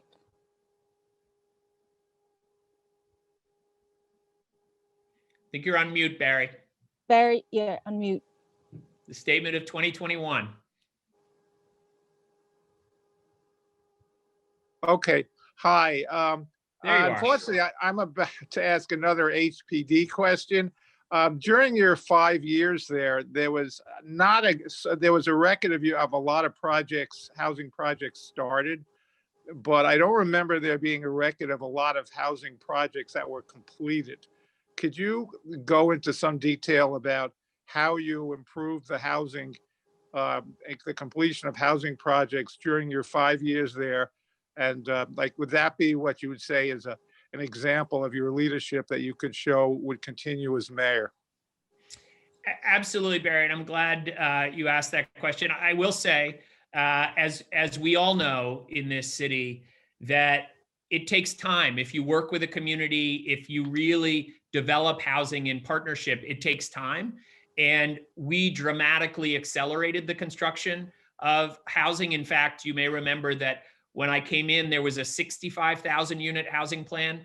We turned it into a 165,000 unit housing plan. So we did accelerate dramatically the affordable housing that was getting built around the city. And there are many projects that I'm proud of. Even going back to my early days, right when I got out of school, I started working with South Bronx churches, East Brooklyn congregations, leaders around the city to make sure that we were building home ownership that built Black and brown wealth. And Nehemiah Spring Creek is a very good example of a project like that I completed with them. But I think probably the one I'm proudest of is where I announced my campaign. It's called Via Verde. And we engaged with a deep conversation with the local community board, local leaders. What we heard is they wanted housing that was the healthiest affordable housing in the city, if not in the country. We ran a worldwide design competition to get the best architects, the best landscape architects to partner with us. And we built a housing that is not only deeply affordable, mixes senior and family units. It has a health clinic on the ground floor. It has an amazing playground and courtyard. And perhaps most remarkable, it has cascading rooftops in the project that are all planted with vegetable gardens and fruit trees that the young people growing up there harvest every day and serve on their dinner tables. Via Verde is an example of what we could do everywhere. When Ruben Diaz Jr. was there at the ribbon cutting with me, he said, let it be known that where the Bronx was once burning, we are now building gardens in the sky. Those are the kind of affordable housing developments that we can do as if I were mayor, that absolutely engage communities and build not just affordable housing, but healthy, sustainable housing as well. Thank you, Sean. Next, we have Tommy Lowe. Thank you. Hey, Tommy, I can hear you. Okay, very good. Yep. You sounded like you're somewhat familiar with the East River Park plan and the Lower East Side Resiliency Plan. Well, as you know then, that the community spent several years designing a plan, only to have the city come in, throw that plan away, and come up with a budget that was twice as much. We've been asking since then to get hold of why that happened, and secondly, to have independent consultants come in and look at the city's plan before they go in, destroy an entire park, 1,000 trees, and level everything in the park. What would you do as mayor? Well, Tommy, as HUD secretary, I led the development of the plan that you were supportive of. And the fundamental problem here is that we have a mayor and an administration that doesn't engage effectively with communities. I believe because we had engaged good old Lower East Side and so many other neighborhood organizations, we had a plan that truly represented what the community wanted. As you said, preserving the park and making sure that we protected every part of the neighborhood that the park sat next to. And that was a plan that came out of deep community engagement, partnership with the best designers in the world. And that's something that honestly is part of the reason why I'm running, because At the federal level, I was able to start that effort. We left hundreds of millions of dollars to the city to be able to implement that plan. And then from everything I know, working with Rebuild by Design and Amy Chester, what we saw was the city went into a black hole, didn't communicate with community members, and moved away from that plan without ever consulting in any real way the community. That has to change. For my whole career, I've been working with communities. I like to say revitalization has to be something that happens with and for communities, not to communities. And so I would have stuck with the old plan, and I would have implemented it much, much quicker to protect you and all your neighbors from the next storm, which could be imminent. Thank you. I'm just going to have a few questions to wrap up. Sean, who's your second choice for mayor in the ranked choice voting? I would have to say, Chang, that I would probably pick Maya as my second choice. I have a lot of respect for the work that she's done on civil rights and fair housing. As you may know, I led that work for President Obama, so much so that when Donald Trump still had a Twitter account, he was attacking my work by saying it would have destroyed the suburb, racist tweets, because I was on the forefront of making sure Black and brown folks could live wherever they choose. And I've admired Maya's work there for many years.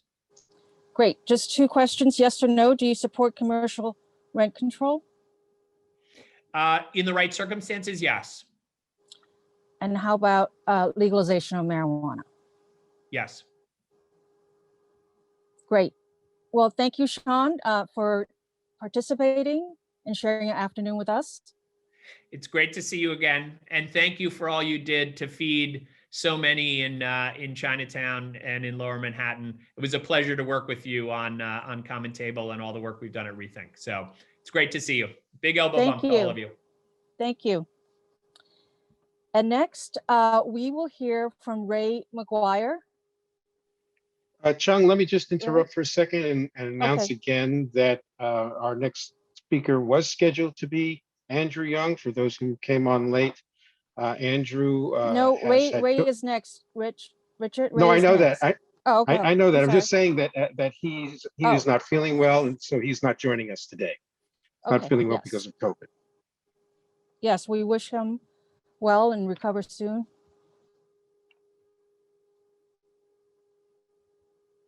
Is Richard? Is Ray? Yeah, I was waiting for the host to unmute me and to let me in. Sorry. Oh, sorry about that. Have my video. So here we are. Is my video working? I'm still. Can you see me now? Yes. Hello, Chung Sito. How are you? I'm good. Good to see you again. Great to see you. Thank you for having me. And thank you to all at the Lower Manhattan Coalition and all the clubs and organizations that have come together to host this forum, and to the honorable district leaders and all the elected officials. I'm honored to spend time with you on what is clearly a snowy afternoon. So I hope the city services are doing all they can to keep safe and the streets well maintained, as they clearly would under the McGuire administration. So I'm happy to join you to talk a little bit about myself and my vision for New York City, and especially Lower Manhattan, where I've spent a lot of time. Okay, Ray, you have 4 minutes for your statement, and then we'll take questions. Sure, thank you. Listen, I think some of you know who I am, but just as a refresher, I come from the other side of the tracks in Dayton, Ohio. I was raised by my single mother, who, along with my grandparents, raised me and my two brothers. I didn't know my father. At any one point in time, we had half a dozen or so foster children in our home. And through my mother's sacrifices, my mother was a social worker, and through her sacrifices, I was able to leave home at 16 and search around New England for schools. And I landed at a school in Connecticut, and then I went on to college, law school, and business school at Harvard. And I came to New York City with three things. I had a great education, I had a lot of debt, and I had no money. And this city's been great to me. And so it is where I met my wife and where we are raising our three children, Leo, who is 8, Ella, who is 18, and our son, Cole, who was drafted in the first round of the NBA draft and now is the starting point guard for the Orlando Magic. So we're proud about what we've been able to accomplish in this city. But today, the city is, as you know, going through at least 3 existential crises, and I would say 4. It's a crisis of COVID. It's a crisis of the economy. It's the crisis of the racial and religious segregation. And it's the existential crisis, which we've yet to deal with, is a 100-year flood that comes every 5 years, and we've yet to deal with that. And so what is my plan? My plan is to lead the greatest comeback and most inclusive and necessary comeback to preserve and grow this city. That's the economic comeback. Today, we're facing the most severe economic crisis in this city's history. The devastation caused by COVID, with years of systemic inequities about which I've written, in education, in the economy, in healthcare, and in the criminal justice system, has put this city today, it's put us at a dangerous crossroads. The budget deficit is large and it's growing. And my unparalleled success with managing budgets means that I know the steps that are necessary to require our city, to the economy to come back. We got to review all the inefficiencies and costs, and we need to appropriately increase taxes on those who can afford it, including people who have been as fortunate as me. But we can neither tax nor cut our way out of this worsening crisis. The only way to come back, the only way is to grow. And so my plan is to have immediate financial support for our struggling small businesses. They are critical. They employ half of the workforce in New York City. I want to streamline permits. I want to deal with the inspections, which have gotten out of hand. I want to have the approvals to help businesses open and reopen quickly. I want to give a wage subsidy to 50,000 small businesses so that they can make certain that they can pay their employees. And that wage subsidy will be for 50% of the wages for a year. I also want to have those small businesses be able to keep their tax sales receipts. I want to wage a major infrastructure program that's intended to create jobs, rebuilding the roads and the bridges and essential infrastructure that are going to be necessary to manage the next environmental crisis. I want to fix the subway elevators. I want to make sure that we build truly affordable housing. And I also want to make our city much more sustainable than it's ever has been. I want to work with the unions to make sure that we get good wages and benefits. And I also want to target job training. All too many of our New Yorkers are not trained. Too many of them don't graduate from high school. And we need to have New Yorkers trained for the jobs of today, but also trained for the jobs of the future. And I also want to make certain that we have affordable childcare for all New Yorkers, which will grow into jobs in early childhood education and help the parents remain in the workforce. And all of these programs I intend to kick off in my first 100 days. And so my economic plan, you can look at it on my site, go rayformayor.com. And what's included in that economic plan is relatively straightforward. It's an ambitious vision, but we need this kind of ambitious vision. And what I say to people is I can underwrite a vision like this because I didn't get termed out. I'm not looking for a promotion. I quit my job. I quit my job so that I could do this for the city that I love. Great, thank you for that. Again, we're trying to stick to the rules and limit the time. We'll start with some questions now. And the first one will be Jim Forat.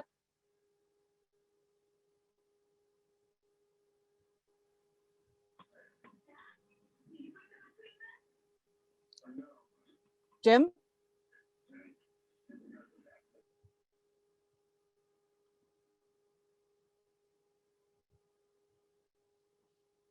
Is Jim on mute?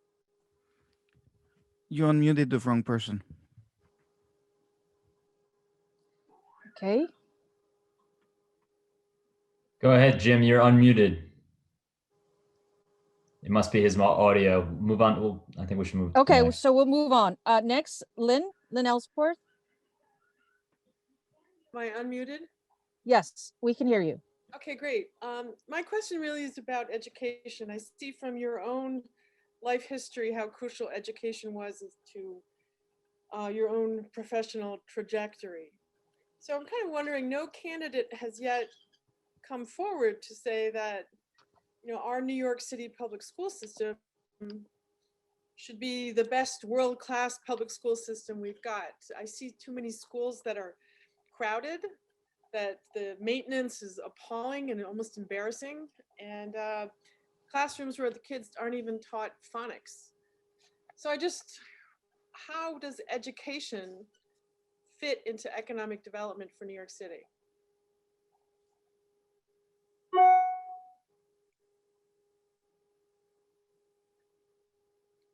Ray?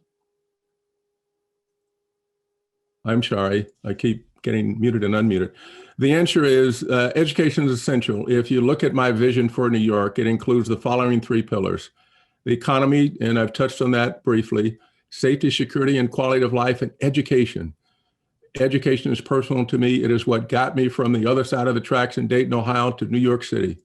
And my plan for education is what I call cradle to career, because you're absolutely right. The system today is not educating our children. And my cradle to career is pre-K is fine, but what we know is that by the time any of our children start at pre-K, they're already behind. So I want to go from 0 to 4, making certain that we have affordable childcare for all. And then I want to make certain that by the end of the 3rd grade, every child in New York City can read and do math. And I want that to be for my account, because what we know is between 0 and end of the 3rd grade, our children are learning to read. After that, they're reading to learn. If they never learn to read, we don't have the system to remediate. And then I want to make sure that we expose our kid beginning in the 6th grade so they can have careers. They can be molders, they can be welders, they can be coders, they can be programmers. And then I want to make certain that they have summer jobs, public-private partnerships, so that by the time they graduate, they can choose to go into one of those professions in a career or job, or they can go to a 2 or 4 year college. That's how I intend to invest. And I also want to make certain that the principals in each one of these schools have the resources necessary to educate our children. And right now they do not. That is at the highest level of prioritization for me. So thank you for asking that question. It's essential to who I am and essential to my vision for New York. Great. So thank you for that, Ray. We're going to go back to Jim. Jim, can you hear us?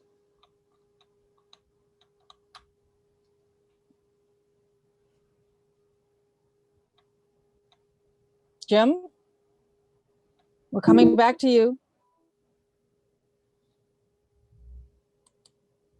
Okay, so we're moving on. Next, we have Janine Kiley. Hello. I think she's muted. Yes. You said you support truly affordable housing. Do you have a more effective alternative to MIH? And how would you then address NYCHA's problems as well? So the answer is I do, as part of my Go Big strategy, infrastructure includes truly affordable housing. We used to build, at the height of building, 2.2 units of housing for every new job. Today, that's 0.5. And rarely is it affordable.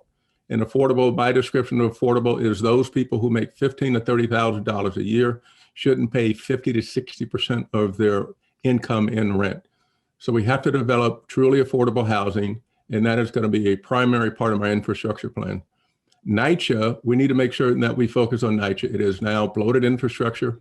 I was yesterday in the Bronx in 2 to 3 different NYCHA facilities visiting these homes. And last week, I was also in the Bronx visiting NYCHA homes. These homes, the conditions are deplorable. If you get an elevator to work, you got to make certain that it goes to the right floor. You go into some of these apartments that have open tickets. People have been allocated $3 million or so to fix what's taking place there a year ago. Still haven't gotten their apartments fixed. We have many of our New York citizens living in deplorable conditions. That would be the highest priority. We need to get people, we have a right to shelter. We have a moral obligation. We need to make certain that we fix NYCHA, and that has got to be one of the highest priorities. 600,000 people at least, and we need to dedicate all of our resources to making sure that these people can live with dignity and with the right roof over their head, and get these these open tickets closed, because right now very little is taking place. Thank you, Ray. We're going to try Jim one more time before we move on. Jim, do we have you? Same issue. It must be his audio. Okay. Sorry, Jim. We're going to keep moving along. Next is Kathy Nizari. Hi, Kathy. Yep, you're on. We can hear you. Hi, Ray. Nice to see you. My sister works at City and has the nicest things to say about you. Thank you very much, Kathy. Thanks. We all agree that we need criminal justice reform, but how would you address the rise in violence that we've seen over the last few months? You know, that comes down to how I think about the culture of the police and then how I would manage this. One, I do not believe in the narrative of defund. I think that's divisive. I believe in restructure, reallocate. And I believe the police need to have a culture of what I call RAP. They need to be respectful, accountable, and proportionate. We need to return the respect between the community and the police, which today has been breached. And we need to hold those police who are serial abusers, for whom we pay $200 million a year. We need to hold them accountable, and we need to have some demonstrable evidence of having held them accountable so that the community believes that the police are there for them. And for those people who don't uphold the oaths, they get dealt with. And number three is we need to be proportionate. It has been said that if the only thing you have is a hammer, everything looks like a nail. In many Black and brown communities, it's a sledgehammer. And so we need to make certain that we reallocate dollars to get them into the mental health care professionals, to get them into the community organizers, to get them into the violence interrupters. And we need to make certain that we give these children summer jobs, because I had a summer job. It kept me out of trouble. If we give these kids summer jobs, give them something to do in the community centers, which is invest in these community centers and return to community policing. Officer Nunez used to say, Ray, you know, you can continue to do what you're going to do, or I'm going to call your mother. And we knew that Officer Nunez was there and others like him to make certain that that relationship between the community and the police existed. So it's RAP, R-A-P, reallocate the dollars to make certain we get them into the mental health care professionals, the community-based people who can deal with this, including the violence interrupters. That's the way we begin to deal with this. Give people hope. No job, no dignity, no dignity. It turns into the social challenges that we now have. That could be me. And I want to make certain we address those. I want to make sure that these kids have the same opportunity that I had to get a job, to get an education, to get a job, so they don't have to become part of that system where we're criminalizing poverty. Let's move forward and we can attack this. That's how I think about it. Thank you, Ray. Right now, I have a few questions and a few lightning round questions for you. Sure. So one is, who's your second choice for mayor in your ranked choice voting? You know, I continue to review that. You know, this is like having someone about whom you care so deeply. You need to make certain that if you transition, that someone is there to do that. And I'm going through evaluating who I think is best positioned to do that.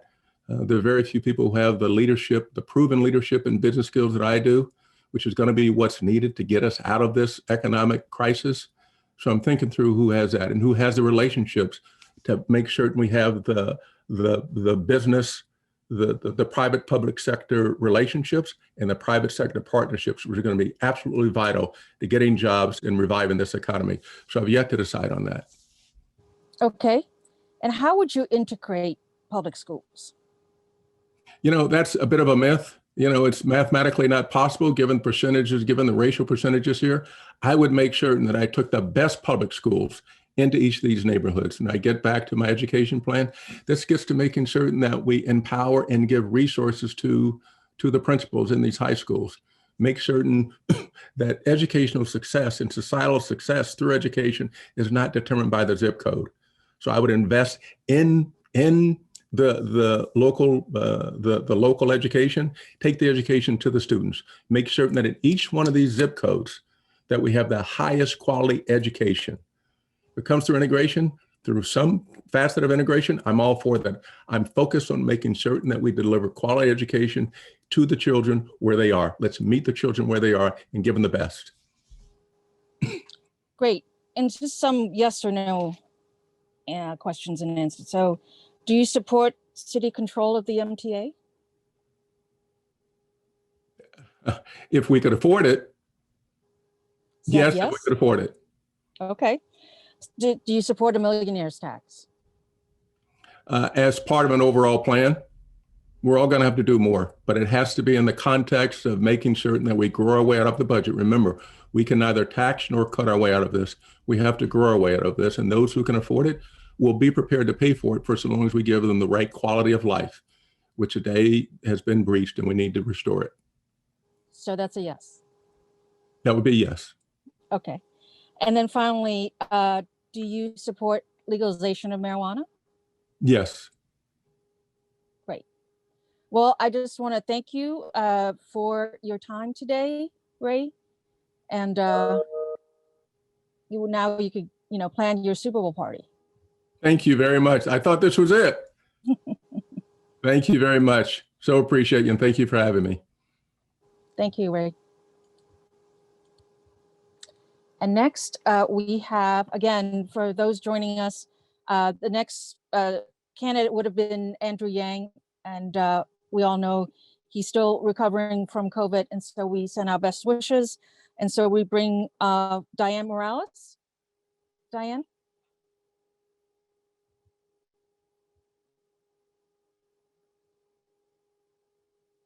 Do we have Diane?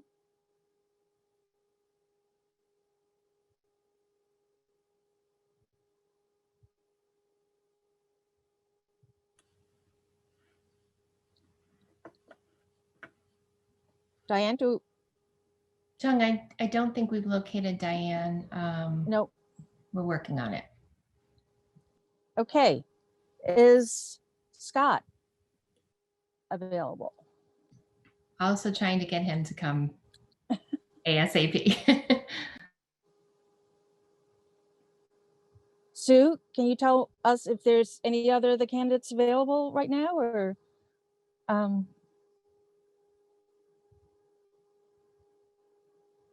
And not that I see, but it just give us a second and we are working on it. Thank you. No problem. So we'll just take a minute break, try to get these candidates.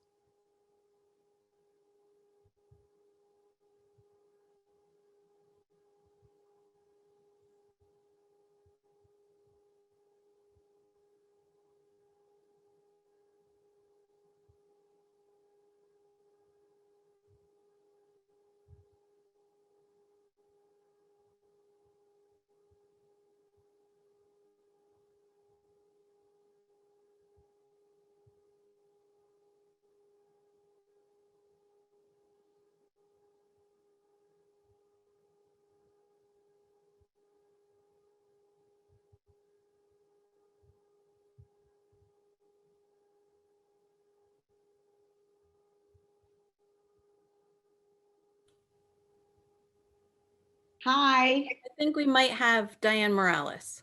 Yes, hi. I'm so sorry about that. I was okay. And so I apologize.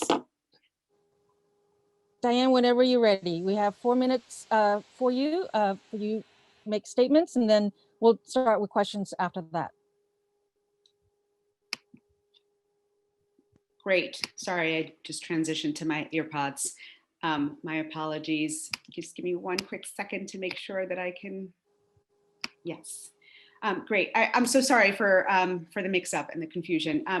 Good afternoon, everybody. My name is Diane Morales.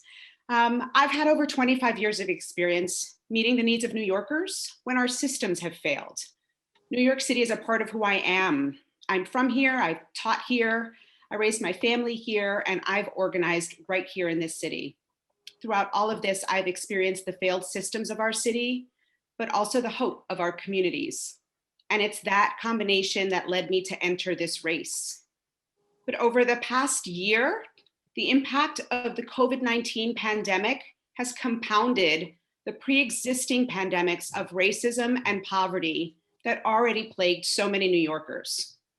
And as we watched Wall Street and the stock market got stronger, while our already weak systems created an even deeper inequity within our schools, our health facilities, and our neighborhoods. The problem isn't money. Our city has the resources. The problem is our priorities, how administration after administration, out of touch with our communities, has continued to fail to address the root causes of the barriers to a dignified life. The next mayor has to have a clear vision in defending and protecting human rights, the rights of Black and Brown communities, and all other marginalized communities. This means protecting the livelihood of all New Yorkers.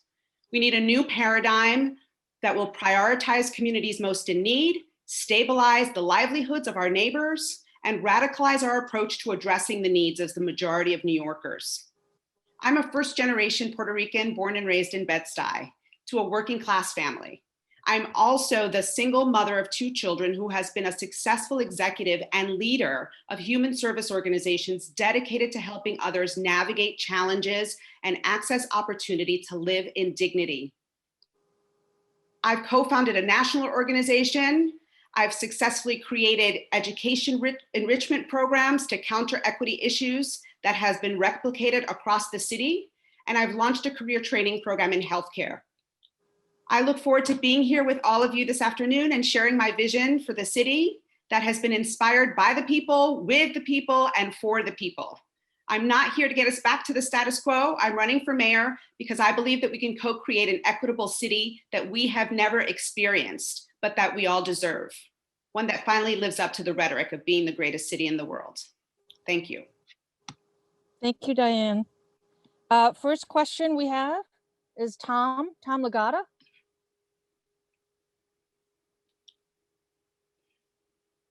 Hi, Diane. I have one broad question. Sorry, I got my light in the background. Every direction is terrible here at the moment. The broad question is about your views on community-based zoning, community-led zoning, with the specific nuance of, do you support pausing and revising the city's Soho NoHo plan? Do you endorse the Chinatown Working Group plan for Chinatown and the Lower East Side? And what's your position on the city's top-down blueprint plan? My answer to this question is kind of at the core of my platform and my campaign. I believe that we should be centering communities and New Yorkers in every decision and in every policy that the city undertakes. And so, I really think that in terms of the Soho NoHo thing, we should be pausing it. We need to, the zoning process, the ULURP process, it's all broken. We need to fundamentally recreate how we do this. And communities should have not just a seat at the table, but actually a leading voice and decision-making in the processes around decision-making for those communities and around how all of these things are going to impact them. And so that is how I would approach all zoning and all changes to land use or anything else that happens in our communities. We need to really ensure that our communities in the city have a leadership voice in decision-making. I hope that addressed your question. Thank you for that. Next, again, so Diane, I think we are putting 2 minutes to responses and 45 seconds for questions. Next, we have Scott Kaplan.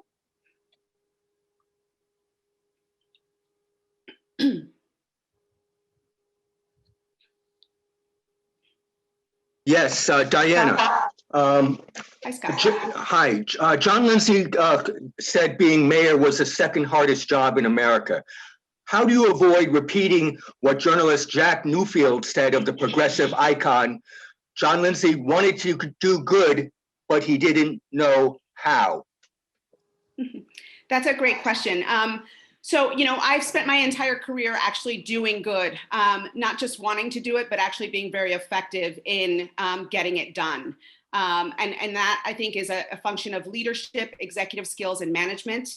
It is the ability to make sure that everyone understands the role that they play, both in co-creating the vision for execution for a better New York City, and the role that they specifically play in helping to make that possible and making that a reality, so that everybody feels valued and everyone understands the importance of their role in making, the vision of goodness for all New Yorkers possible. I have done that effectively at every organization that I have led, moving from, leading hundreds of people and getting everybody to work together towards a shared vision and to feel valued in that process. So I believe I can do that. I have done it effectively in the past and can continue to do that as mayor of New York City.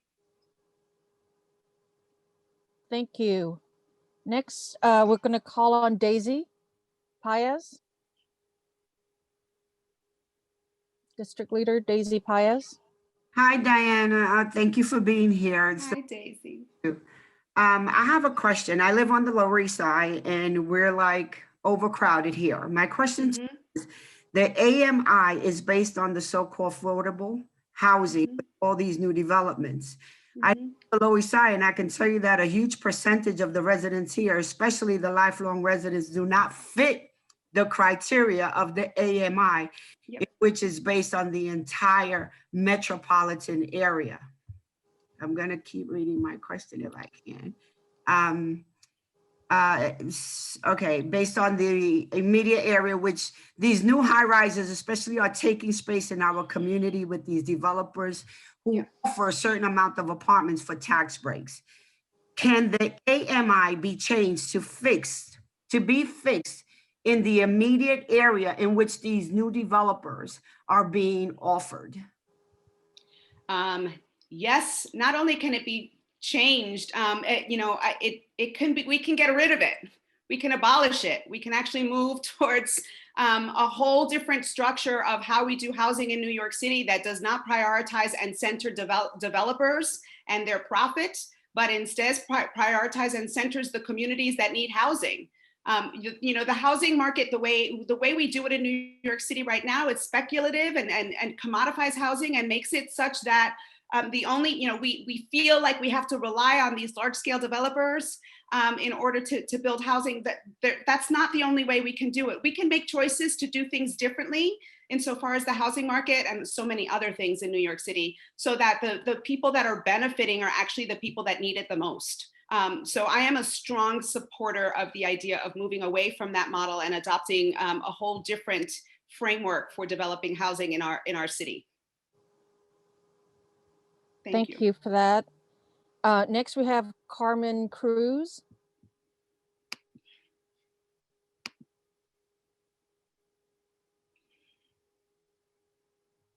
My phone was ringing as you called my name. I'm sorry. That's okay, Carmen. We hear you.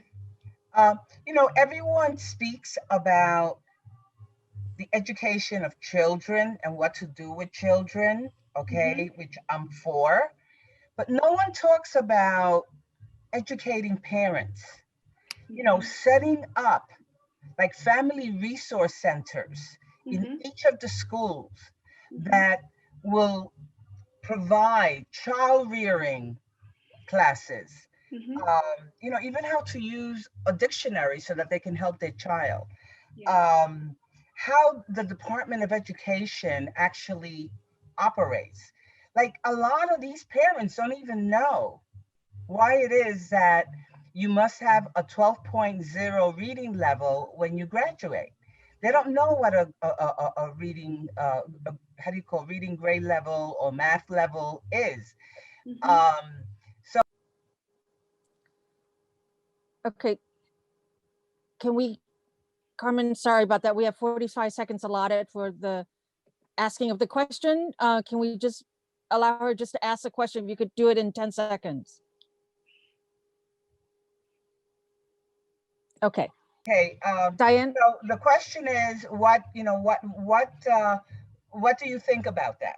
What is your thoughts on that? Sure. So I can tell you that for many, many years, I have actually spearheaded and run programs to help educate our parents and our families around a whole variety of things, how to navigate the school system, their own adult literacy efforts, how to advocate for themselves and their children in the school system. It is possible to do it. I don't know, we can do that in schools, but we can also engage community-based organizations to help in providing those services and those supports. And I have been lucky enough to do both. In my last job, I actually led a lot of community schools, which are partnerships with community-based organizations and schools at the Department of Education. I think that model could also be expanded on and done better. But I think there's absolutely a way and a need for us to do what you're talking about, because our parents need to be empowered and understand what their children are dealing with and navigating. Great, thanks, Diane. Next, Harriet Hirschhorn.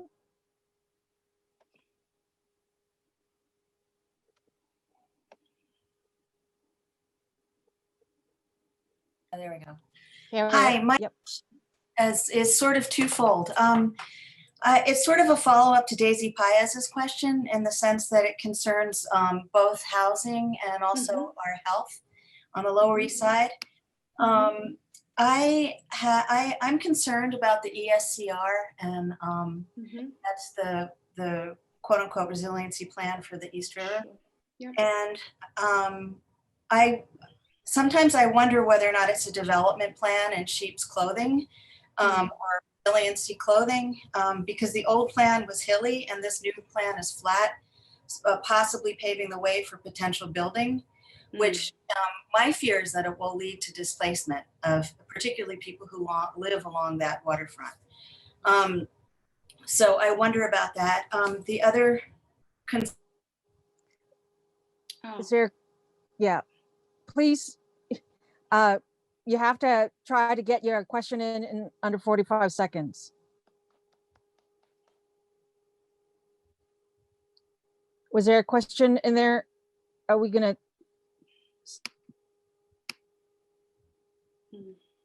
The question,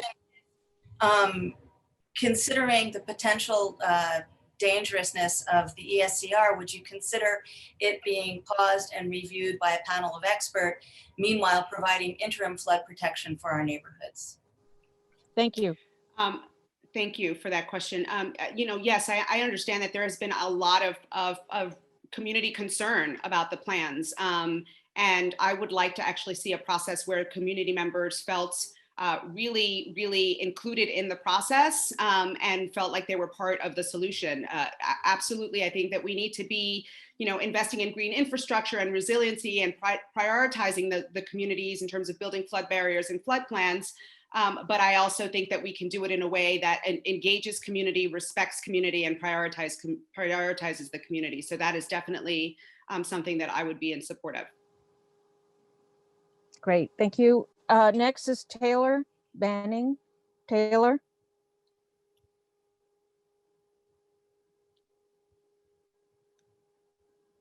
I see you. Hi. Yep. Hi. Hi, Diane Morales. Thank you. Hi. Nearly 80,000 New Yorkers are without housing. Every night, nearly 20,000 people sleep outside or in public spaces. Being homeless increases the risk of COVID and complications from COVID, and homelessness disproportionately impacts Black and Brown New Yorkers. As mayor, what are you going to do to ensure all New Yorkers have secure, safe, respectful homes and services? And will you keep a city level voucher? Thank you. Thank you for the question. At the Homelessness Forum earlier or last week, I went on the record as saying that I believe that New York City right now lacks the moral and the political will to actually provide housing for everyone. I think that we actually have the ability to do that. We can take over vacant spaces. We can purchase and take over hotel rooms. We can be flexible in zoning of vacant spaces, newly vacant spaces in particular, like commercial spaces. And we could and should actually prioritize getting everyone housing right now. We can't separate the public health crisis from the housing crisis, because we can't keep people healthy if they don't have a roof over their heads. And that is critical. I also think we need to move away from the shelter system and move towards a system that provides permanent housing for all. And so, those are two things that I have been loudly advocating for, and I've committed to actually beginning to address that in the first 100 days of my administration. Terrific. Last question we'll get from John Blasio.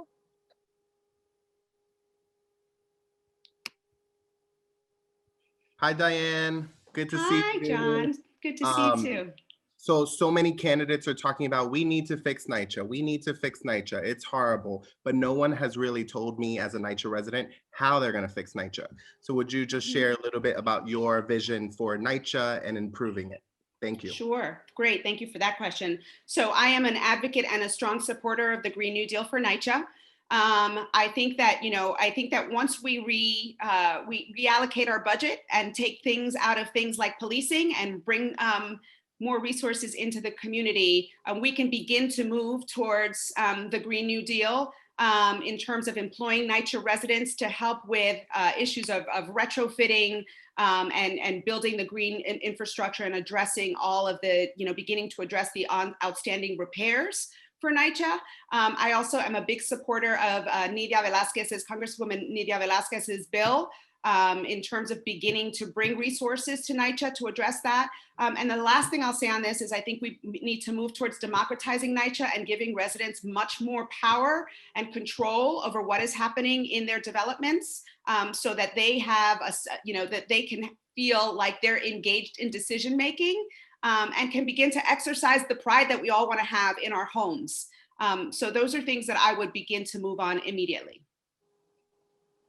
Thank you for that, Diane. I'm just going to ask you a few questions as I have other candidates. Sure.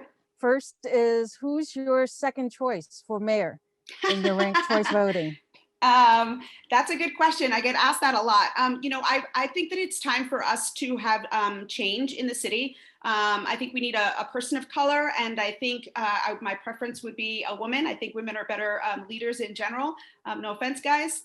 But I haven't quite figured out who my number two would be yet. I'm kind of taking some time to see if we can push some folks further to the left before I commit to that. Okay, and some yes or no questions. Okay. Do you support city control of the MTA? Only if we get the revenue to go with it. So that's a yes. Yes, with the do revenue. Do you support commercial rent control? Yes. And do you support a millionaire's tax? Absolutely. Great. And with that, we have come to the end of yours questions. So thank you so much for participating today. Excellent. Thank you all so much. Really appreciate it. Stay safe. Thank you. Bye-bye. And then right now, I am going to toss it back to my partner, Richard, for next series of candidates. Thank you, Chang. I appreciate that. The break is good. I think you'll enjoy it. And our next candidate is Scott Stringer. Scott, are you on? I am on, sir. Great. Thank you for joining us.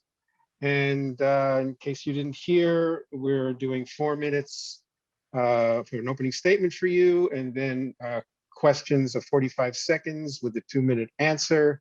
And at the end, we'll have a few questions, kind of lightning round for you. So, please bear with us if we mute, because we're going to be pretty strict on time. So, Scott, welcome and thanks for coming. Richard, thank you, and Chung, thank you. And it really is great to be here with so many friends at all the downtown clubs. It's great that everybody could be together. I wish it was in person, but I'm really glad to be able to talk directly to all of you. And let me just say that it is critical that community-based organizations and advocates have a discussion about how we can best bring our city back to life. And look, I could start, I guess, at the beginning, pre-COVID. This city had a 3.4% unemployment rate in February of 2020. And over the last 10 years, we added 970,000 jobs to the economy. And when COVID hit in March, that unemployment rate went from 3.4% to over 20%. And in communities of color, it was much higher. And among young people, it was off the charts. Those 970,000 jobs, we lost 900,000 in 30 days. This was not like the Great Recession in 2008. This was not post-Hurricane Sandy. This was not the 1970s fiscal crisis.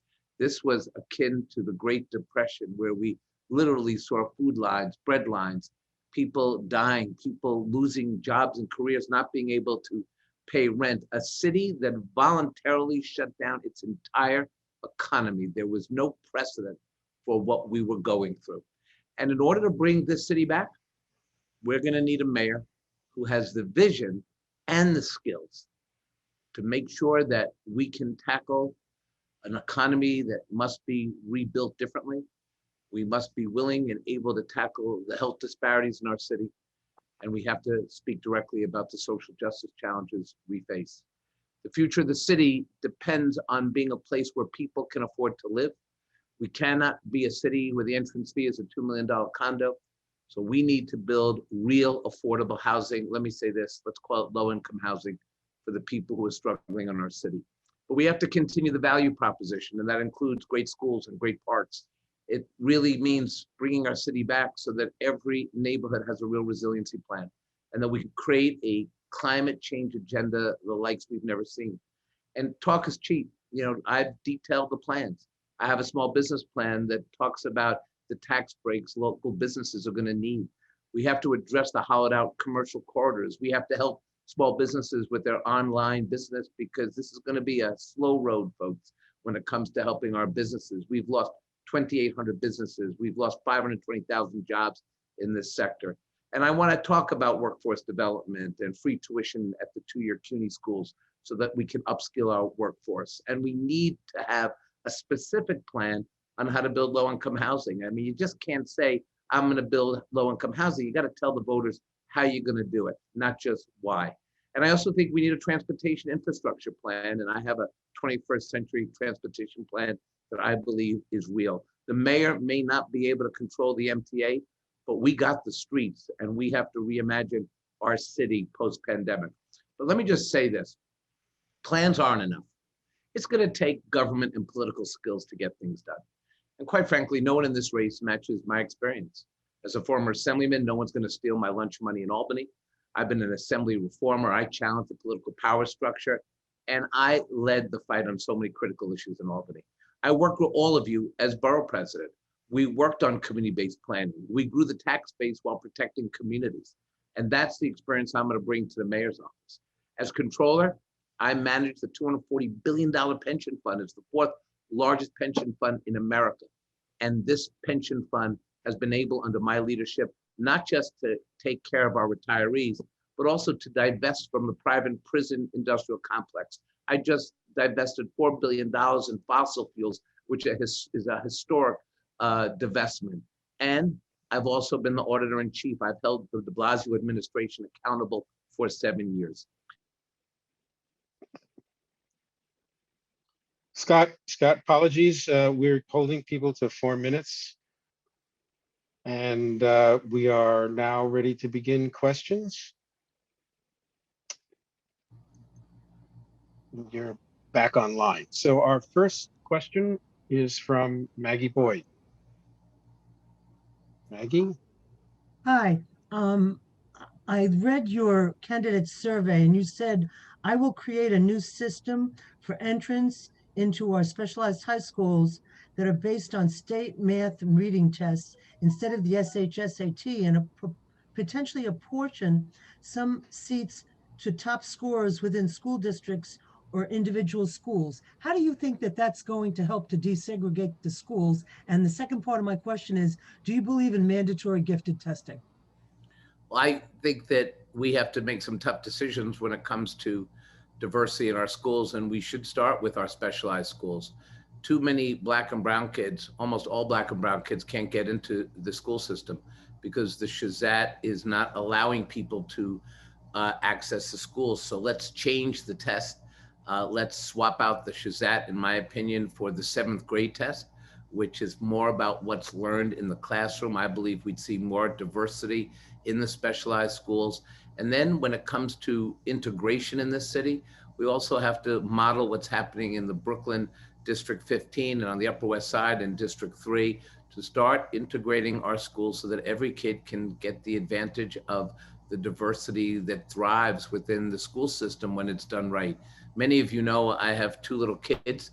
You know, we live downtown, and my kids go to public school in Chelsea, and I want them to have every opportunity to learn. They're actually in the gifted and talented program right now, and I know how resourced that program can be. But we have got to acknowledge that every kid has to have access to these programs. And while I want what's best for my kids, I also want to make sure as mayor that I'm doing right by all the children. And that's why we have to continue to think about better integration and resources for all children, regardless of race, zip code. And that's what I hope to accomplish. Thank you, Scott. Our next question is from Justine Kutcha. Thanks so much. Sorry. So hi, Scott. Justine Kutcha here, and I'm going to try to do this quickly. I wanted to focus on the disparity between class 1 and class 2 income housing and the tax rates all throughout Manhattan. And I wanted to know, I'm asking you and I wanted to ask all candidates, what are people going to do to think outside the box? Because what is being proposed by the commission of the mayor, it's not tenable. The people on this call cannot stay in their homes. This is condo and co-op owners. So now I'm switching the dialogue from low income to middle and whatever income. We own our homes. We can't stay here because the taxes are increasing at a crazy rate. And I don't want the pain to be pushed to class 1 homes. I want us to figure out someplace else to get the revenue. What are your ideas? You know, it's unfortunate that the city council, mayor, real property commission has just simply died on the vine, where we haven't been able to have a rational, serious discussion about how we think more equally about the 4 classes. Basically, we have not thought out of the box. I agree with you, Justine. Basically, it's a system of winners and losers. And that's not the way we should design this system. People should know that of the candidates running for office as mayor, I actually have real experience in real property taxation, not just because I've audited the Department of Finance, but I also served in the Assembly as chair of the Real Property Taxation Committee. And during the $1 billion tax assessor scandal, it was left to the work I did to hold hearings and pass complicated legislation to make sure that never happened again. Your commitment that I will give you is we're going to revive the commission. We're going to take it on the road. We're going to get input. And we have to create a system where there's not winners and losers, but that we create a fair system that works for everybody. Condo, co-op owners, small property owners. There is a system that needs to be fixed. Thank you. Thank you, Scott. Our next question is from Michael Marino. Michael? Yeah, hi, thanks. Hi, Scott. How you doing? Hi. Hi, Michael.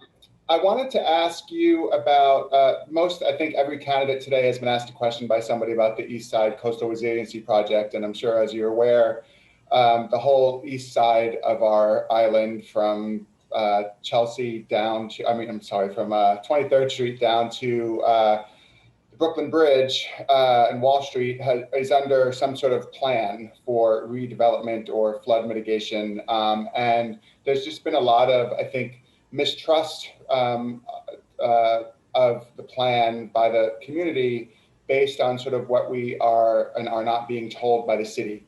So I'm wondering if you can talk a little bit about what your stance is on these various plans and what your view is on supporting or not supporting them. Well, you know that as the former borough president of Manhattan, for me, community engagement is the way we bring together different interests to fashion a plan. And for too long, when it comes to rezonings or these kind of big ideas, the de Blasio administration has not engaged community. That is true up and down the borough. That's true throughout New York City. We have 520 miles of coastline. We need to have a plan to protect each one of our communities.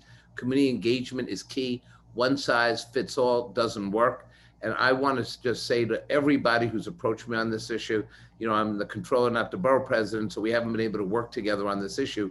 But as mayor, I will work to protect our shoreline, open space. We're going to engage the community every which way. As my climate proposals show, I believe in a fossil-free infrastructure in the city. That will happen the day I take office. My work during the time of divestment is also my work in times of investment. I've invested in the green economy. I believe that we have to have a community-based resiliency plan that meets the needs of everybody. And that is my commitment to everyone, both in Lower Manhattan, in the East River Park proposal, but also around the city. Thank you, Scott. Our next question is from Jim Farrat. Jim, let's give you another shot here.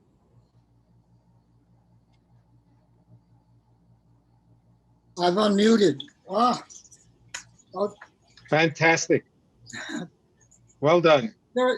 Thank you very much, Scott, for your clear vision. But I want to talk about some of the things which people don't bring up so far. I'd like your opinion about guaranteed income. I'd like your opinion about how in the hell you can muzzle or deal with the head of the police union. And I know you are a union supporter, but there's something has to be done about what he does with his members. How do we recruit and qualify police officers? It seems that they're slipping through the holes here. We even had one of them down in the insurgent in the Capitol. So could you address those kinds of emotional taboo questions rather than the brilliance of your policy suggestions? All right. Well, firstly, on guaranteed income, I believe that we are going to have a massive stimulus package. We're certainly going to need to have a revenue stream that's going to guarantee that we cancel people's rent, that we give them the help that they need. That should come from the federal government. Obviously, in New York City, I don't simply think that giving people $1,000 or $1,500, dollars a year, $5 a day, should be the economic infrastructure plan we need to bring our poorest citizens to a safe space and a safe network. It's going to be a combination of programs. Many I'm talking about now as mayor. There's more to come. In terms of the police union, let me say this. This mayor has lost control of the police department. I'm going to appoint a police commissioner that is aligned with my thinking and my agenda. I just issued a very specific 40-page plan on how I would deal with police discipline, how I would restructure the NYPD. I will have zero tolerance for the police union that is about bullying, not solving problems. And as soon as I put out my policing plan, the first thing that happened was the police union went after it. No surprise. I don't care. We're going to build a police department that has one standard of justice for policing. We're going to redirect resources to invest in social workers and programs that keep kids away from the criminal justice system. And we're going to keep the city safe. Make no mistake, but not every safety agenda is about a gun and a badge. And that is how we've looked at policing.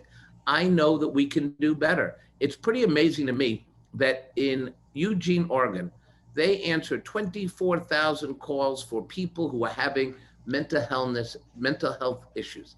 You know what they did? They sent out mental health experts and guidance counselors and interrupters from their city agencies. Out of the 24,000 calls, Jim, 150 police interventions was needed. Why aren't we leading on these innovative ways to keep kids away from interaction with police, getting police to do what they should be doing, and then building out an incredibly new way of addressing mental health issues, and creating a new environment for people to prosper? Thank you, Scott. Our next and last question, I think, is from Pete Davies. Pete? Yep, thank you. Hello, Mr. Stringer. Where do you stand on the current legislation introduced by Speaker Johnson to amend the city charter, Intro 2186, that will create a top-down procedure for land use decisions throughout New York City, an entirely new autocratic process that will eliminate deference to the local New York City Council member and also severely limit and minimize grassroots community input? You know, as borough president, I know what community-based planning is all about, and I would continue to engage. I haven't really looked at that closely to the council plan, but I could tell you that we do need to engage community. As somebody who basically changed the way community boards were appointed, a merit-based system that created new community boards, helping with land use and zoning issues. Many of you know that in Lower Manhattan and throughout the borough. I will continue to build on that. We do have to think out of the box by coming up with comprehensive citywide planning, but that has to engage community stakeholders. And that is something I'm committed to. Are you paying attention to the Soho community alternative? One question. Sorry, Pete. So Scott, let me ask you a couple of questions. One that I've asked others before. How would you go about changing the relationship between the New York City and Governor Cuomo? Look, this is where experience matters. You know, I, as a former assembly member, where I was one of the most independent, reform-minded legislators in modern history, I ended empty seat voting. I worked very hard to bring a new generation of elected officials like Senator Ramos, Assembly Member, Senator Jessica Ramos, Senator Julio Salazar, Senator Myrie. I stood with them because we had too many Republicans, Democrats who acted like Republicans. I fought for them to get elected as a way of changing Albany. We won, we did. That's why we passed the strongest rent protection laws ever. And I'm gonna work with them, and I'm gonna build a different relationship with Governor Cuomo. I'm gonna make sure that the legislative agenda that the city has is real and strong. And I have the hands-on experience, both as a reformer, but somebody who was able to pass very important pieces of legislation during my tenure. I'm a former chair of the Cities Committee in Albany, the Real Property Taxation Committee in Albany. And look, the challenge for the next mayor is to hit the ground on day one. And I believe that I have the day one experience to walk into City Hall, craft an Albany agenda, tackle the budget issues, tackle the health issues, tackle the economy. And that is why I think we can truly make a difference, because I can bring the best and the brightest into government and make these changes. So these questions should be short answers. Do you support legalization of marijuana? Yes, and I did the analysis that showed that the city could realize $355 million from new revenue. I don't think that revenue should only go to the general fund, however. I think we have to create equity in the neighborhoods where over-policing on marijuana, sending fathers and mothers to jail for decades, has to be made right. And part of the legalization of marijuana has to be about making sure we have investment in communities. We certainly don't want to turn this part of the economy over to the people who will only get richer. We want to redirect that money. And that is what I've worked on, crunching the numbers as controller to see what works and what doesn't. You support the millionaire's tax? Yes. The pied-à-terre tax? Look, the taxes that you mentioned, pied-à-terre and all of them, I think everything should be on the table as revenue enhancers. I do think we have to work with our Albany partners, our Democrats in the state Senate, and craft a program that works. So for example, I support specifically an increase in the payroll taxes for the 5% of the largest companies, because I want to work to create a program called NYC Under 3 that would triple the number of childcare slots for kids and end the childcare deserts. We know that 0 to 3 learning, 80% of brain development occurs in those ages. We want to build a childcare system that allows people to return to work. 20,000 women under my plan, mostly women, would be back into the workforce. That's a tax worth having to create the childcare programs we support. And by the way, I'm working with Senator Ramos to do that. Yeah, these are supposed to be yes and no answers, but sorry, I'm that's you've got a lot to say. It's hard. Yes, thank you so much for joining us, Scott. Thank Really you. Appreciate Thank your you, time. Richard. Thank you, everybody. Thanks for giving me the opportunity.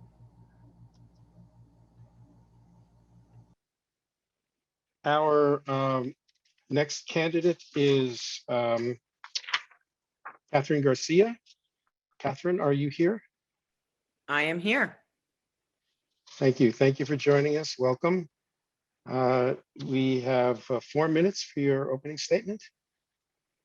Thank you, and thank you for everyone who stayed on for, I know, a long Zoom afternoon pre the Super Bowl. But as you know, I have been accountable to the 8.6 million New Yorkers for the last 14 years. And if you didn't know my name, I was the one who delivered your drinking water so you could brush your teeth, kept the harbors clean when I was at DEP.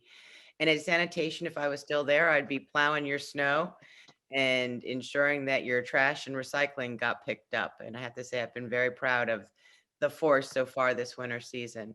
And at NYCHA, I put in place the first compliance office to really drive change in that organization. I've been called on to serve in every crisis. During Sandy, I was the incident commander at DEP. During COVID, building a food program literally over a weekend that ended up delivering 130 million meals to people who were sick or couldn't get out of their houses because they were vulnerable. My vision for New York is one where every family can have the same experience I did, which is great public schools, a stable housing situation, and where you can really dream no matter which zip code you come from, whether or not that's you want to be in fashion or music or finance or food, that you have the ability to take on whatever it is you want to. And I am running for mayor because we cannot afford another politician who does not understand how the city really delivers services and has the experience to get that done. The role of mayor over the coming years is going to be to rebuild this city and heal us together. We have to provide the necessary support to get that done, and the day-to-day quality and quality of life investments. And what I mean by that is safe transit, clean streets, clean parks, access to fresh, healthy food, reliable childcare that allow all New Yorkers to thrive. And that is why the core of my COVID recovery plan is to support the most vulnerable New Yorkers with free childcare for those who make less than $70,000, a real connection between CUNY and both the public and private sector, as well as using and leveraging our trade and vocational high schools. There are very good union jobs that should be available to those kids coming out of high school, but we need to make sure we're creating a pipeline to career for all of our youth. And one of the things we clearly have seen during COVID is the imperative of universal broadband. We couldn't be having this meeting today if all of you didn't have strong Wi-Fi. That has to be made available to every New Yorker, regardless of income level, because you can't excel at work, you can't excel at school without having access to the internet. And I believe, honestly, that government should be somewhat invisible. Like, we should do our jobs humbly and not without the expectation of praise. If we're doing it right, you shouldn't notice us. And government is about improving everyone's life, no matter where they are in the city of New York. And that's what I intend to deliver and what I have delivered over the last 14 years. So that is why I'm running for mayor, and I'm happy to answer any questions. Thank you, Thank you, Catherine. Our first question is going to be from David Sifford. Thanks, Richard. I'm sorry I couldn't raise my hand. I'm a host. They don't let me raise. But jumping in front of the, you're jumping in front of the class. I did send a message. I gave him permission. When you were commissioner of the Department of Sanitation, the department let a lease expire on a parking lot that resulted in a lot of garbage trucks being parked around Lower Manhattan, especially in poor neighborhoods in Lower Manhattan and the East Village and the Lower East Side, including in front of people's houses, in front of a nonprofit community theater. And when we tried to talk to the department, they were not interested in talking to us. They did not treat us with even a lick of respect. And it was a pretty painful experience for a lot of us in Lower Manhattan.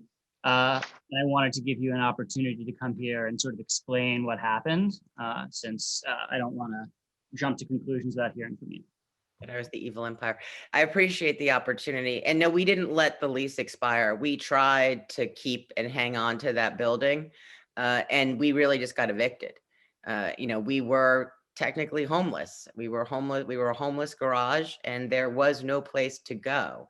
And then we scrambled to find additional sites, actually working with Councilmember Rivera, that we ended up parking up near the heliport and renting spaces up there for the trucks up near the heliport. But I had suggested that we continue squatting in the building we had for Manhattan 6 on the west side, and I was told that I could probably get myself arrested for that.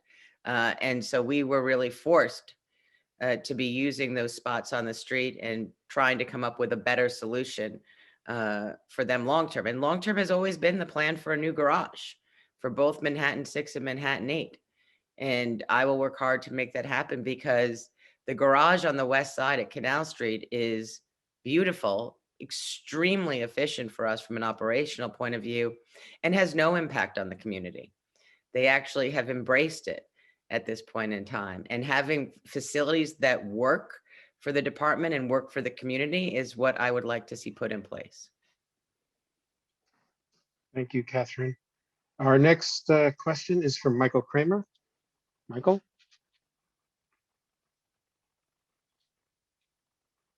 Hi, Catherine. How would you use your leadership experience inside city government to bring the city back sooner and or better than your rivals in 2022? Thank you. And that is really where I think my experience will shine. I know how to get things moving in city government and all of the steps and trip hazards that are out there, whether or not that is procurement or hiring or making strategic investments. And we are going to need to make some strategic investments, particularly, I think, around culture and the restaurant world. They are the heart and soul of who we are as New Yorkers, and we need to help them get back on their feet because that also brings back everything else. You could put an office tower in New York City, you can put an office tower in Akron, Ohio. You can't put Broadway anywhere. You can't put the opera anywhere, and you can't put the arts anywhere. And when we support that and we support all of those jobs, that will help us. But we also need to make strategic investments in our climate change infrastructure because it's not going away with the pandemic. And that creates real opportunities for construction jobs. We need to be counter-cyclical. Thank you, Catherine. Jenny Lowe, Jenny, I saw your hand up before and it got taken down. Do you have a question?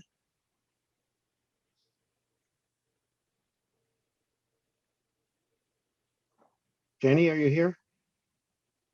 Yes, I do. I don't know why it was taken down. That happened to me numerous times, but hi, Catherine. It's so good to see you here. I wanted to ask a question about the COVID vaccine. The rollout process was really not good. Community of color, people with language barrier and lack of internet access had no way of getting appointments, and they still are having difficulty. What would you have done if it was Mayor Garcia? No, I appreciate that question. I put out a vaccine plan and actually told the mayor's office they should just copy it because this is where you require planning. You knew that a vaccine was coming. The whole world was working on it. We were going to get one. You could have defined who goes first, who is essential. The second piece is they managed to design a program that only if you are very tech savvy and relatively wealthy can you figure out how to use it.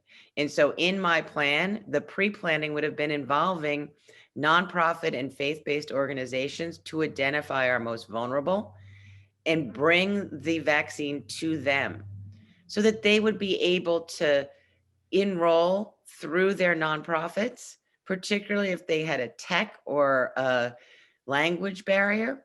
But we also need to make sure that we are delivering vaccines directly to people's door. There are a lot of people who are disabled or who can't get out and stand in line, particularly in the cold. And the funny thing is, for people who have home care, we know where they are. There could be routes already underway for ensuring that they and their caregivers got the vaccine. The rollout has been a sham. I would have made 25% of the vaccine reserved to be used through nonprofits. I would have used all of our schools to make sure that it's not further than a local walk for anyone. And I would have made it so that there was a mobile option as well. And one of the things I would say right now is eventually it will get to everyone. And we don't have the infrastructure yet for everyone. And how everyone will get access And we also don't know whether or not we're going to need boosters annually, like the flu shot. We should be planning for that right now. Thank you, Catherine. Next question is from Christopher Marte. Chris?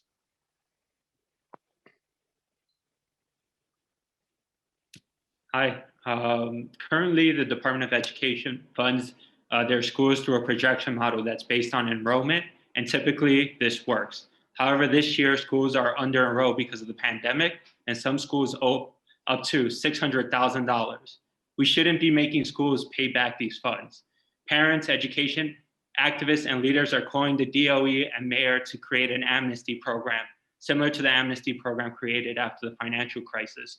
Will you support parents in calling for this amnesty so our schools could keep their funds?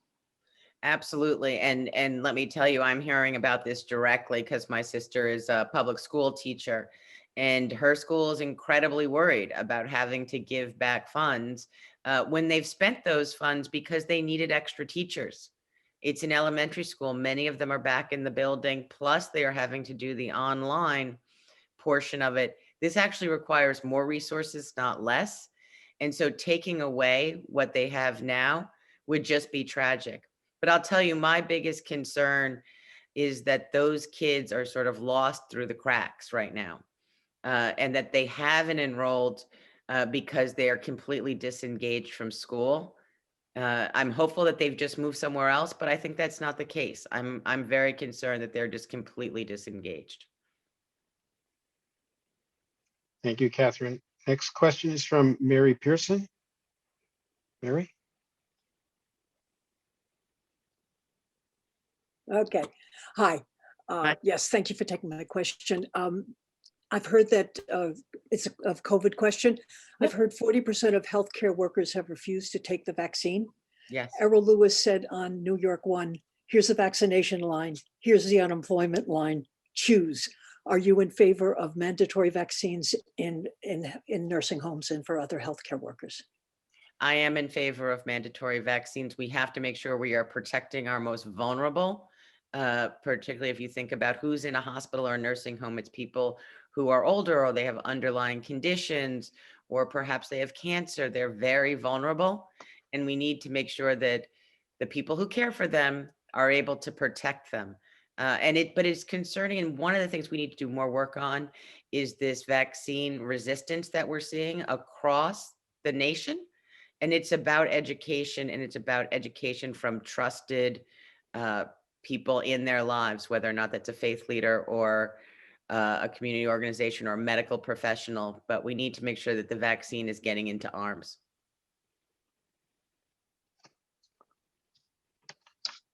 Thank you, Catherine. And Michelle Campo.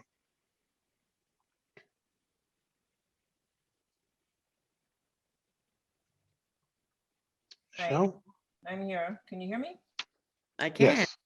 I don't see you, but I can hear you. Can you see me? Not yet.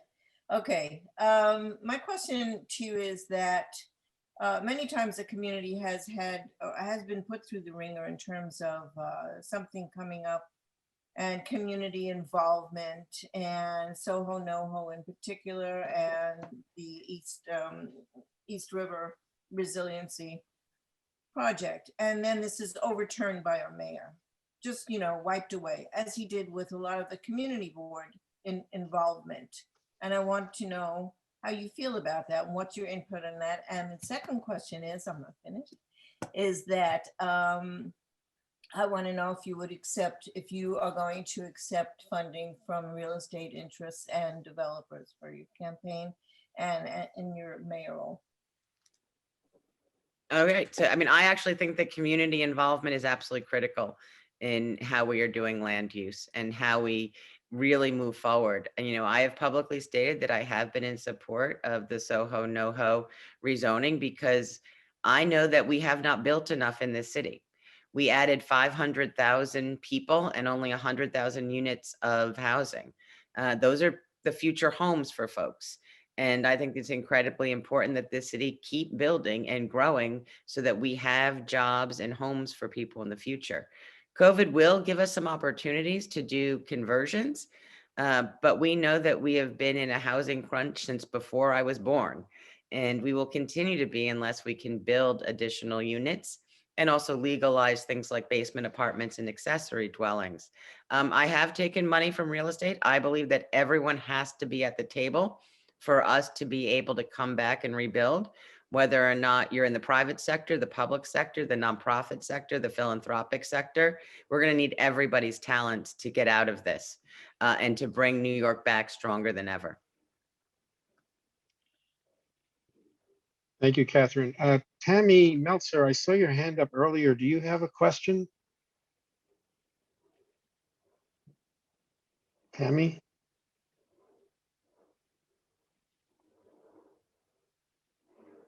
There's your hands back up. Tammy, you should go. You were in line next. Okay, can you hear me now? Thank you so much. Yes, we can. Thank you. Thank you very much. It's a great forum so far. I wanted to ask in specific, the Department of Sanitation is one of those departments that definitely makes plans and has a lot of structure in it, but not a lot of community input by a long shot.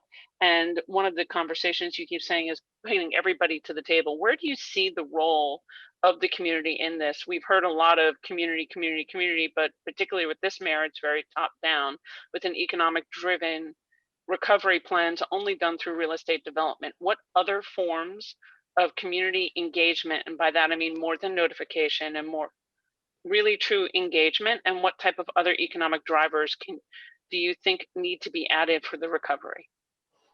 So I mean, the recovery is going to be, I think, much broader than just real estate. I do think investment, and not just real estate, but also infrastructure investment is critical to that. As we move forward, you need to make sure you're putting in water mains, putting in sewers, and continuing to build out that infrastructure. But I would also say that, you know, how communities are involved in that is often through their community boards and participation in those forums.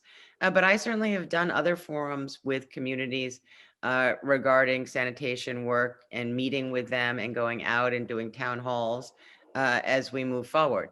And I've brought people to the table. The commercial waste zone legislation that passed, we had REBNY and the Environmental Justice Alliance and the New Yorkers for the Public Interest, as well as the Teamsters, as well as the partnership, all at the table, all talking about how did we craft something that would really work for everyone. I've been able to do that before very effectively, and I look forward to doing it when I'm mayor.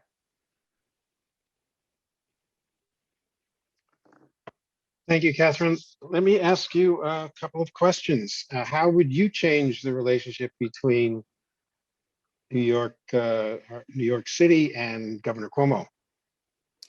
Oh, the first thing I'd say is we actually have to remember that we need a strategy both for Governor Cuomo as well as for our state legislature. They actually have a lot of power over New York City. They can preempt almost anything the council does.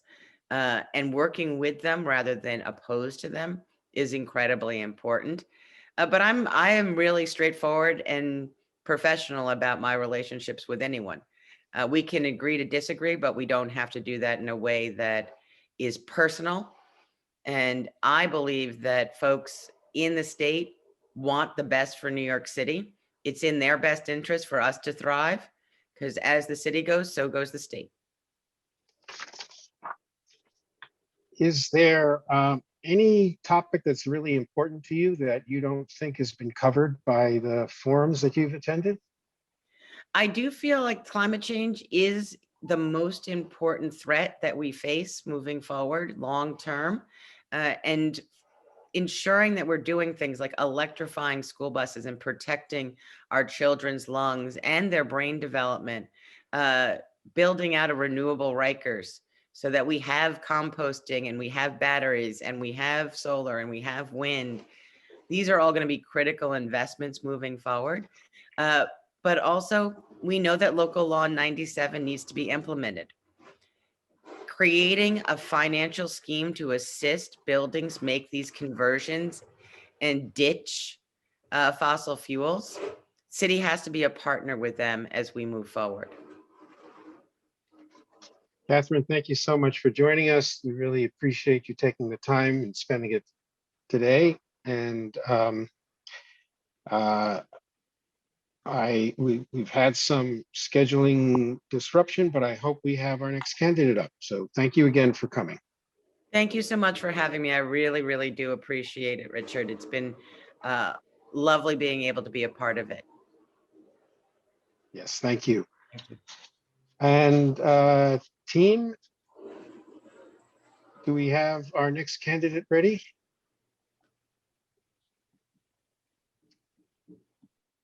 Don't go anywhere, Catherine. You never know. We might come back to you. We have a mystery Richard Corman that we hope is our next candidate. Don't be asking me these questions. You might not like the answers.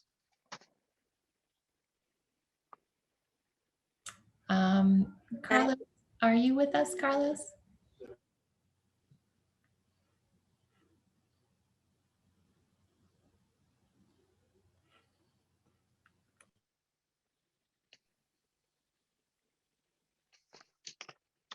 We are sorry for the delay. Again, the issue is that at the last minute, Andrew Yang was not feeling well due to COVID, and so he felt he had to not come today.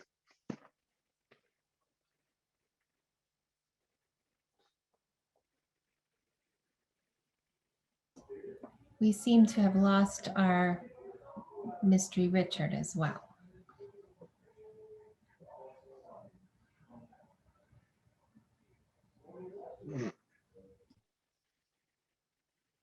Have we gotten in touch with Lori Sutton? Yes, she's set for 5:10, though she couldn't do earlier.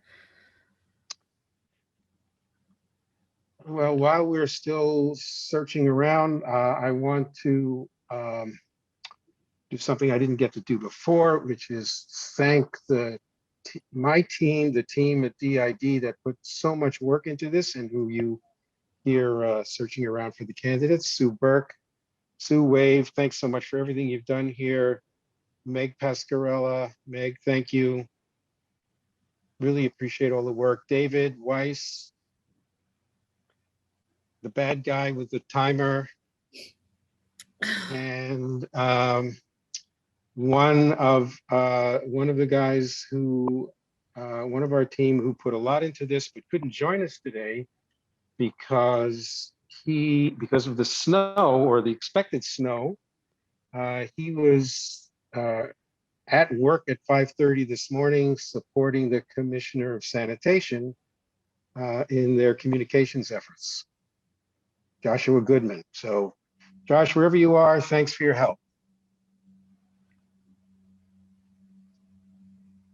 And have we found any more Richard Cormans? We have to figure out how that happened, why they all came on as me.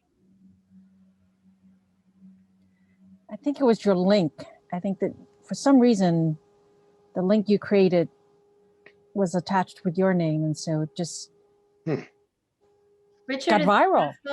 I'm sorry, is it possible to do a shout out about county committee while we're here? Sure, great idea. So county committee is, I like to call it the roots of the grassroots of the Democratic Party. It is really the first step in getting involved and being a representative of your community. You really rep your block. You are, as a county committee member, there to support the people in your very local neighborhood, in your election district, and communicate to them and back from them to the Democratic Party. County committee, we in DID are about to embark on a county committee recruitment effort. We're going to be texting all Democratic voters below 14th Street, and to find people who are interested in really getting involved and participating in this very, very important part of our democracy.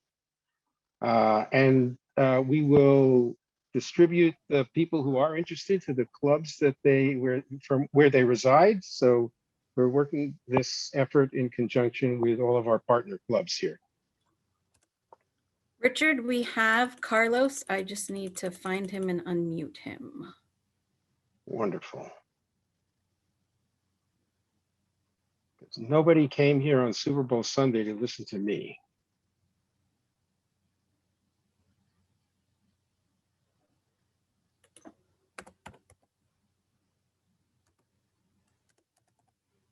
Chang, do you want to take this? Sure, I can. Okay, thank you.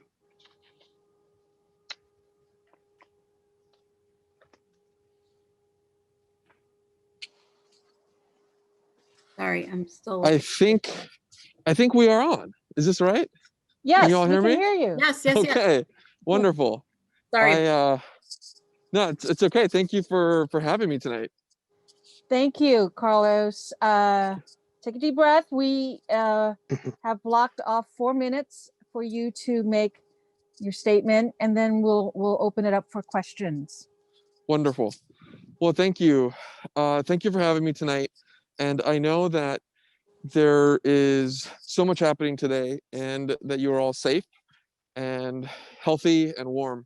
I'm Carlos Menchaca. I'm a city council member, and I am running for mayor. My first time running for office was in 2013. I rode my bike around Red Hook right after Sandy, saw the devastation, and really connected to the incredible need that I saw in the neighborhood.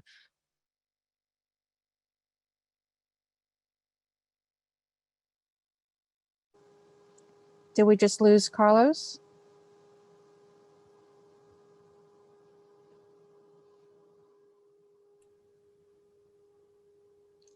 He got muted, but he should be unmuted now.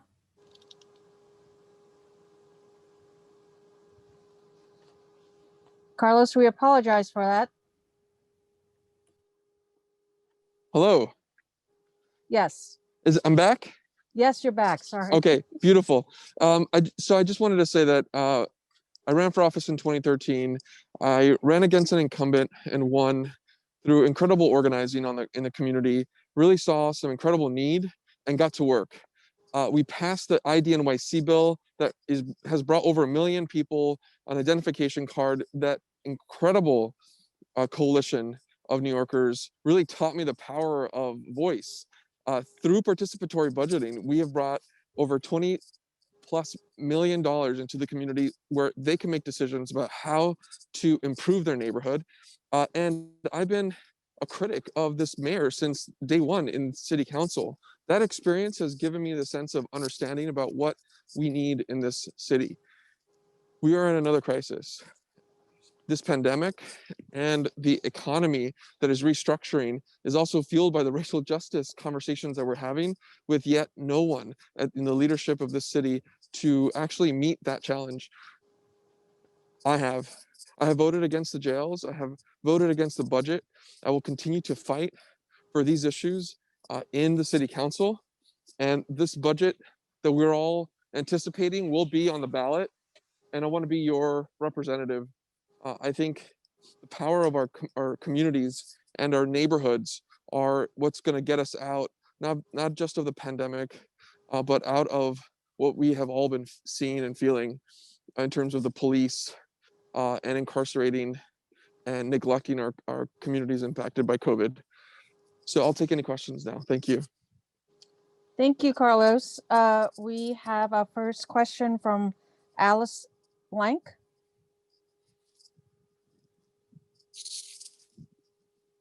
Hello, Alice.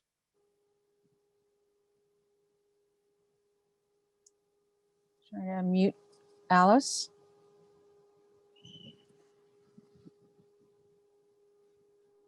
Thank you, Chang, for your patience. I know this is it's technology and it's what it is, but thank you for. There's just a lot of participants, and so we're just trying to find Alice and unmute.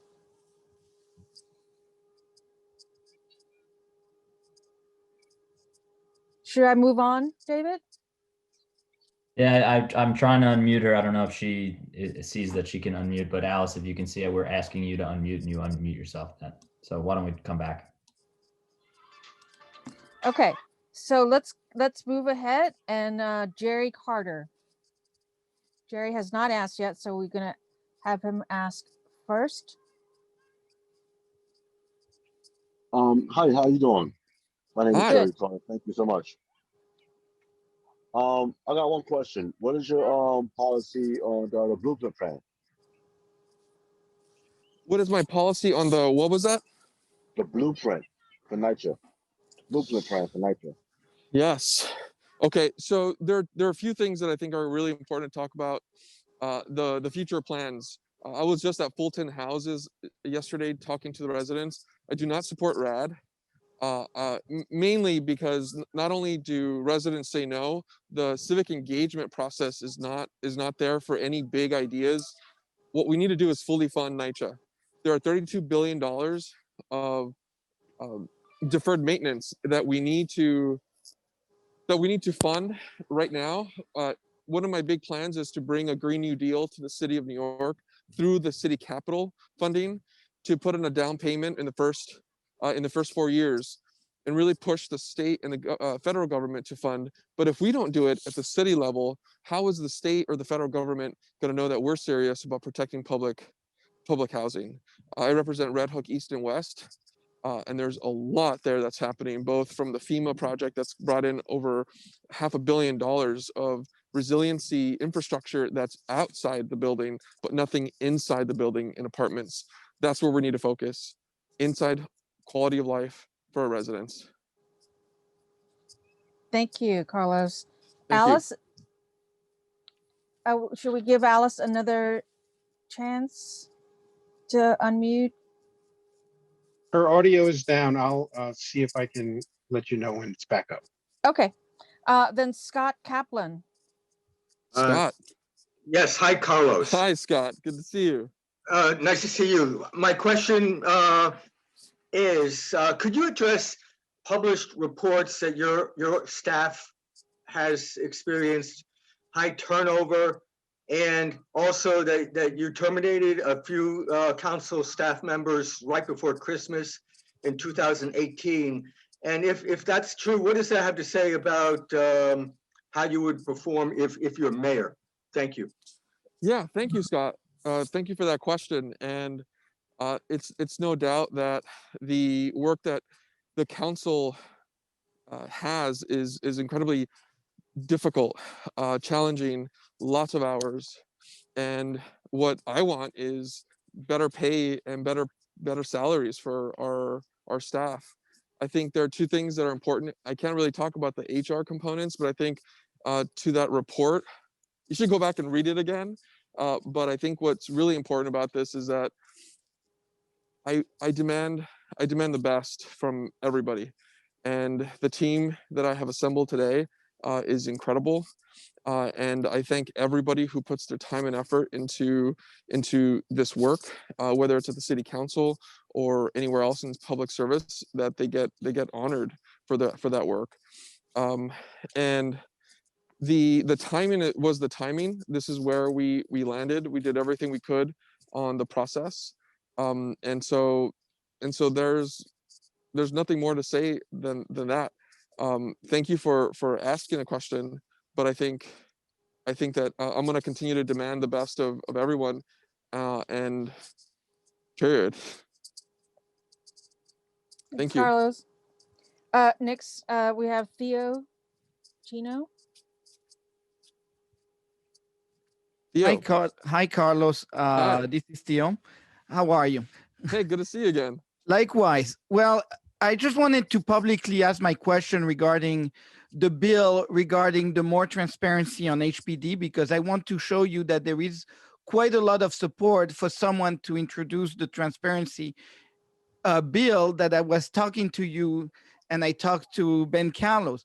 So Yes. when can we do, before the election and petitioning, introduce something at City Hall? Will you do something to show good faith before and show all the people of New York that you would be rooting out corruption in real estate? So yes to transparency. If I can carry the bill, that's what I'm trying to find out, if I can actually carry the bill, or whether or not it's going to have to be Kalos. And I think you and I went back and forth. So let's just hammer that down. But I think I will pressure anybody who is leading that bill to bring it to the floor. HPD and the corruption that you're have exposed is an important conversation, especially since we're going to be putting a lot of responsibility for an agency that may take on ideas like bringing efficacy to NYCHA. I think the work that we want to do is going to require HPD. If we need to, if we're going to municipalize more apartments in the city of New York, we're going to need an agency, and HPD is going to have to be ready to take that on. But we're going to have to root out corruption and misuse of funds. So, I mean, you have my commitment. Everybody on this call, you have my commitment, and let's just work with Kalos to figure out who's going to lead that. Great, thank you. Thank you. Lynn Ellsworth? Lynn? Am I unmuted? Yes, you are. Okay, great. So I wanted to point out that as of December of last year, according to city statistics, only 2,000 housing units were built under the MIH program. That's Now, right. some 50,000 units were built using other programs, low-income tax credits. But it sounds like MIH is part of the fail here, that housing built with MIH is what's causing displacement pressure. Would you abandon MIH and go for a different housing approach? Would I abandon MIH? Yes. One, it hasn't built us the units. It is causing a lot of issues in communities about what's actually getting built with the AMIs that's actually going to cause displacement, is causing displacement. I think there's a lot more the public can do with a public bank by funding a lot of this construction to ensure that we get closer to 100% affordable. Those are the two big projects in Sunset Park that I proposed or approved city money to help and support, with a lot of the programs that you're talking about, low income tax credits, and some state programs as well. But yes, that MIH did not work, and we need to bring in more public funding to support deeper affordable at 20 to 30% AMI. Thank you, Carlos. Thank you. I think we have Pete Davies. Pete.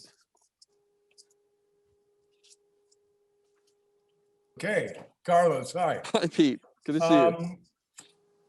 Where do you stand on the current legislation introduced by Speaker Johnson to amend the city charter, Intro 2186, that will create a top-down procedure for land use decisions throughout New York City for a comprehensive planning, but will also severely limit community input and interaction and decision-making? So two things I want to say about this legislation. I think it's about time we're having this conversation for real. Comprehensive planning is something we've been working on, myself, Reynoso, and Lander in the Progressive Caucus of the City Council. I do support a citywide comprehensive conversation and instilling neighborhood growth plans in a citywide conversation.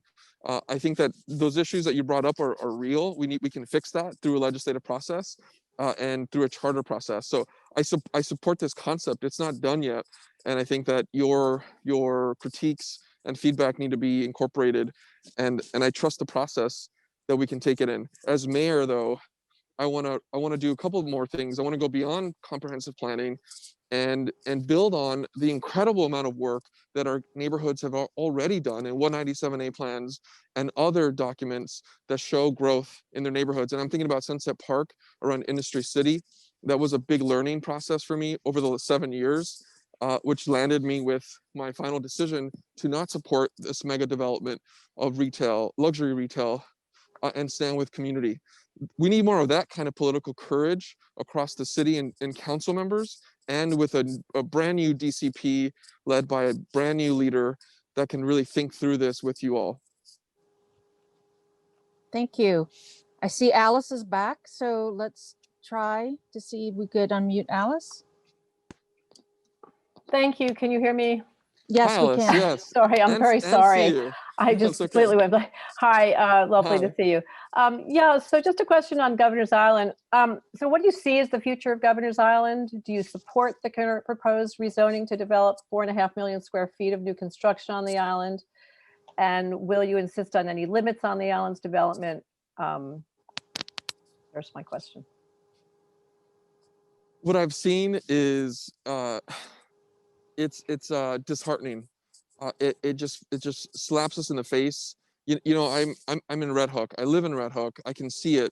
It's closer to Brooklyn than it is Manhattan. It's always been this place where we have advocated with local communities to connect it. This summer was finally connected through a ferry connection, the closest kind of ferry connection than anywhere else in the city. And so it's very precious to me as a New Yorker. I think I have to question that Alicia Glenn is part of this conversation and where it wants to go.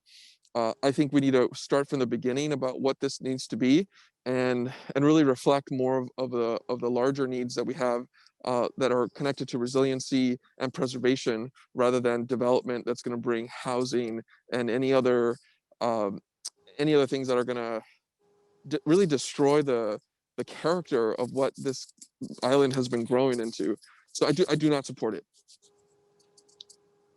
Thank you. Maggie Boyd, will be our last question. Okay.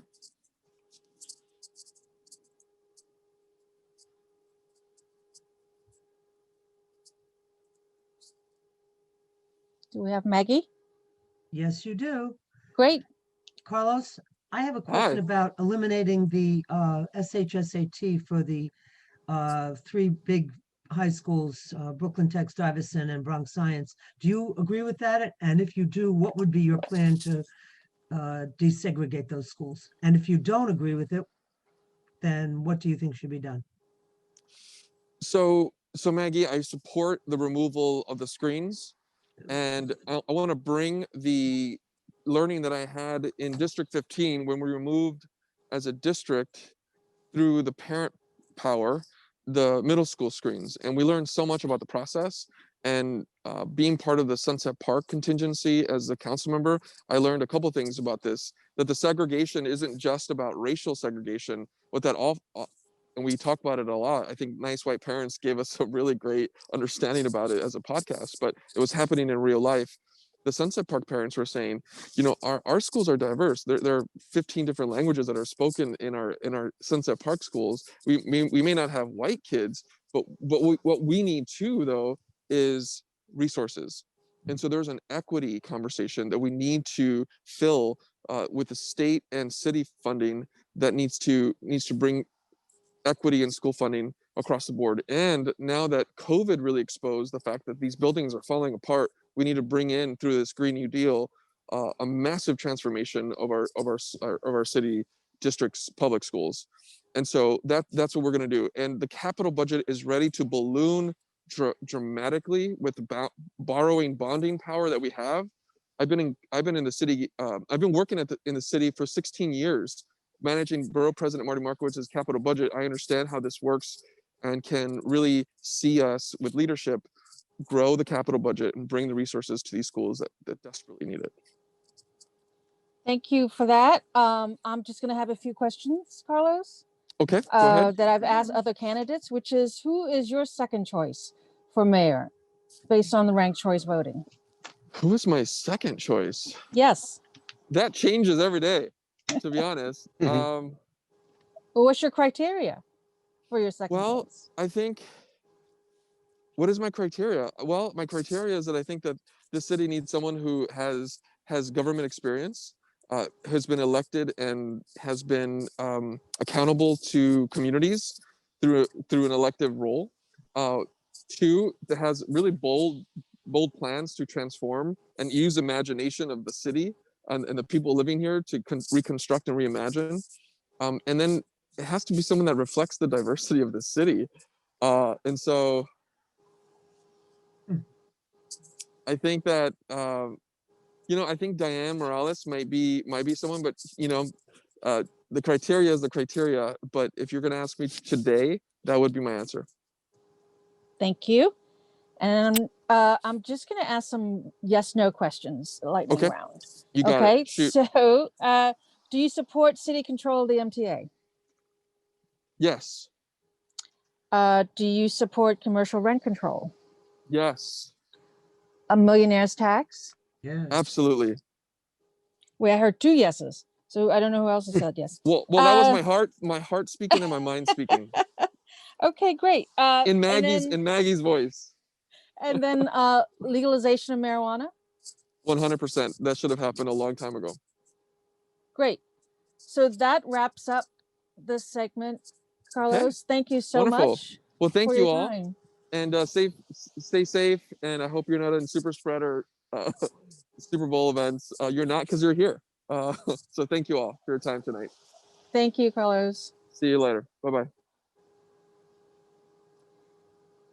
And are we ready for Lori? Yes. Hi there. Can you hear me? Yes, Lori, we can hear you. Thank you so much. Oh, thank you so much, Maggie. Great to be here. So this is Chang Sito, president of UDO, and you will have, that's okay, no, you will have 4 minutes for your part of statement, and then we'll go to questions. Okay, well, listen, thank you so much for having me on this Super Bowl Sunday. I hope everyone is safe. And of course, Andrew Yang is in thoughts and prayers, and I hope he gets better really, really soon. I have to tell you, when it comes to thinking about the needs and the strengths of downtown Manhattan, it's where I live. It's a place that has such unique strengths as well as opportunities. And yet we've got a lot of work, obviously, work throughout the city, but running for mayor, I'm running for mayor to bring leadership, to bring sanity, to bring common sense to City Hall. My platform, the foundation, is public safety, supported by public health and opening up businesses. This is the utter, absolute foundation on which all innovation, all future opportunity depends. And I feel very strongly about the ways in which our current leadership has failed us, particularly during these last 6 to 8 months. And I'd love to talk more about that. I'd love to answer any questions that you have. I've had a good experience listening to my colleague Carlos, and I greatly respect, as with so many of these mayoral forums, I greatly respect the seriousness with which New Yorkers take this process. Clearly, the next mayoral election is going to be so critically important in determining the recovery of our city and determining the way ahead. And I'd love to talk to you about my ideas. So with that, I'll cede the remaining of my upfront time because I'd just like to jump into the Q&A. That's where I think the learning really gets interesting and fun and productive all around. So back to you. Thank you so much. Okay, we begin with Megan Malvern. Hi, Megan.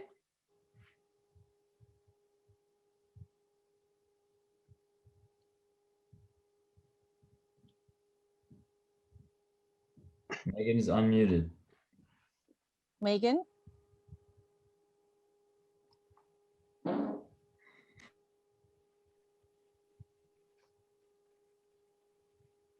Okay. Megan, can you hear us? If you hear us, you're already on mute, so. I think she had an issue with her text. Audio? So come back Okay. to her. Yeah, thanks. Okay. I guess Theo. Hi, Lori. This is Theo Theo. Chino. Oops, sorry. So nice to see you. Thanks for being here. Well, thanks for being here. And we had the opportunity to speak, and we talk about the homework and the corruption, but this is about mental health. Yes. I am lucky because my wife is a psychiatrist, And as a psychiatrist, she counted that 20% of a patient always went crazy around housing issue and the housing corruption, actually.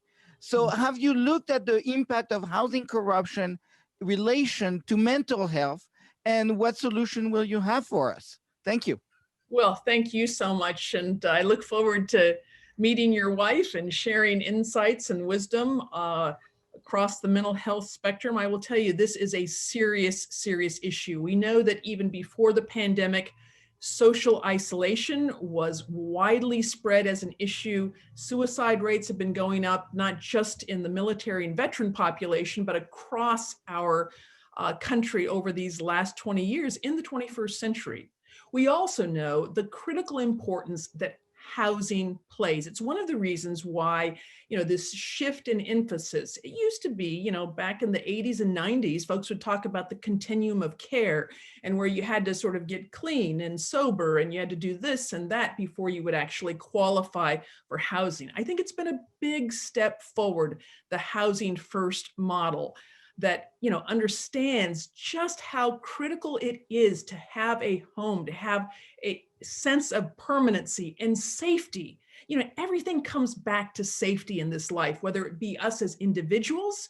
We know that none of us are our best selves unless we are feeling safe and are actually safe. The same is true for the city, and housing couldn't be a more important relationship between mental health and the importance, the criticality of housing. So thank you so much for raising that. I'd be happy to talk a little bit more about the mental health end of this in particular, if you like, but I want to cede back Chang in case there are some other questions that have come up as well. Sure, we can come back to that. Next is Catherine Hughes. Hi, Catherine. Hi, yeah, nice to see you again. I remember bumping into you at one Center Street. Yes. As a fellow FIDI resident, I know you're aware of the resiliency for Lower Manhattan.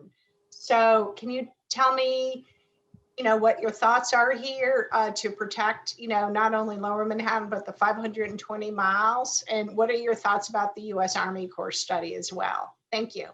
Sure. I think that the next mayor, she's going to have her hands full for sure. But I think one of the first things that she's going to need to do is to relook everything that we've learned and which we've done since Superstorm Sandy. So what that'll be closing in on almost 10 years. I think we need to look for those, what I call the L train solutions, the 14th Street bus solutions. I mean, that's in transit, obvious, but the point is to look at old solutions anew and see what has changed in the meantime in terms of technologies, innovation. I think that there's no question. I've seen a lot of, sort of the controversy and tension between New Yorkers who feel like, gosh, you're going to save Lower Manhattan and Wall Street and all that goes with it, but Staten Island isn't getting what they need, or Brooklyn's not getting what they need. Well, the truth remains that we have to do a city-wide updated assessment, which of course has to protect all of the most vulnerable areas and has to also keep in mind that climate disruption threatens those neighborhoods who are most vulnerable, most underserved. And we have to, particularly in light of all that has been exposed by this pandemic, I think we need to relook where we are with a different lens. We also need to be looking for a greater role for public-private partnerships, because I think we all know that the fiscal situation is going to be pretty tough. But one aspect of the budget reality is that I think we have to be much smarter about looking for partnerships both with the private sector, philanthropy, individual foundations, as well as different levels of government. The state, the feds. I'm looking right now as I get ready to launch my Open for Business plan within the next 10 days or so. It's amazing how much money is left on the table when we fail to apply for the grants from the federal level and the different ways in which we can be creative and look at this from a regional perspective. I'm also very much drawn to the Regional Plan Association and their perspective on this as well as a whole host of issues that lend themselves well to a systems approach that encompasses the entire city and the entire region. Great, thank you, Lori. We just want to remind you that we're trying to keep the answers to 2 minutes and questions to 45 seconds. And next, I think Jim, can we try Jim for it? Yes, just so you know that Megan, I believe, has been able to connect. If you want to call on her. Okay, Megan. yes, let's try Megan first and then Jim. Hi, Megan.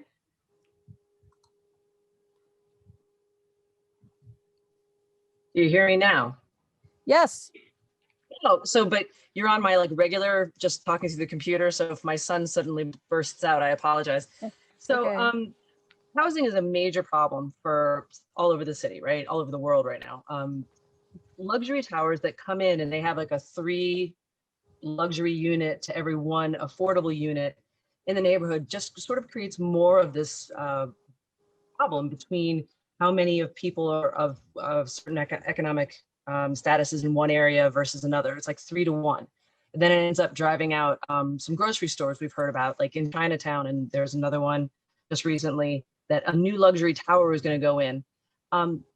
Instead of depending upon luxury builders to come in and give us some of these affordable units, what's a better way to do it? Because a lot of the times they're not affordable, or they pay into another fund and the units go someplace else, which doesn't help diversify the area.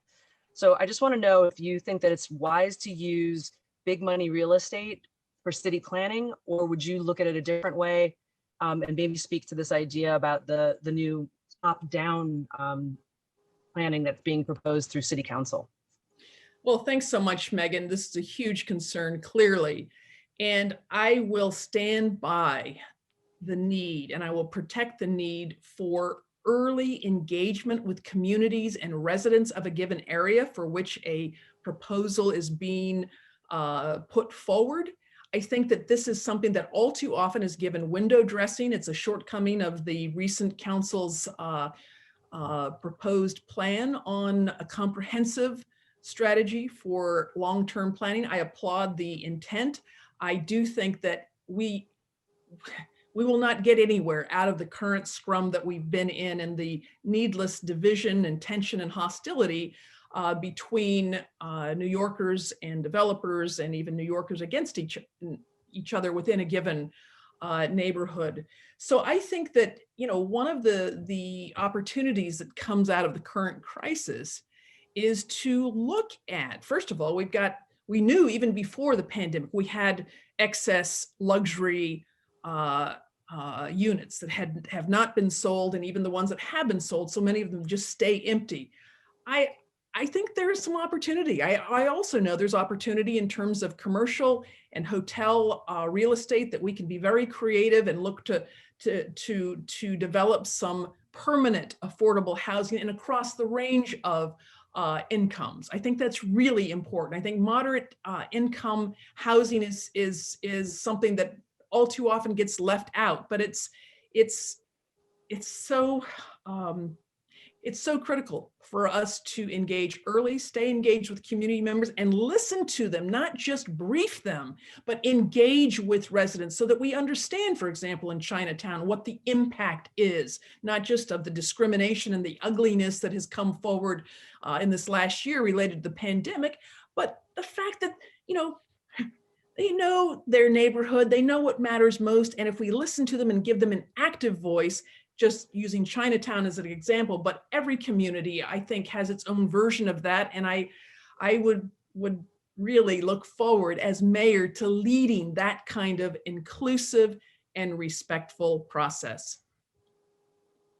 Thank you for that. Lori, is Jim ready? Hi, Jim.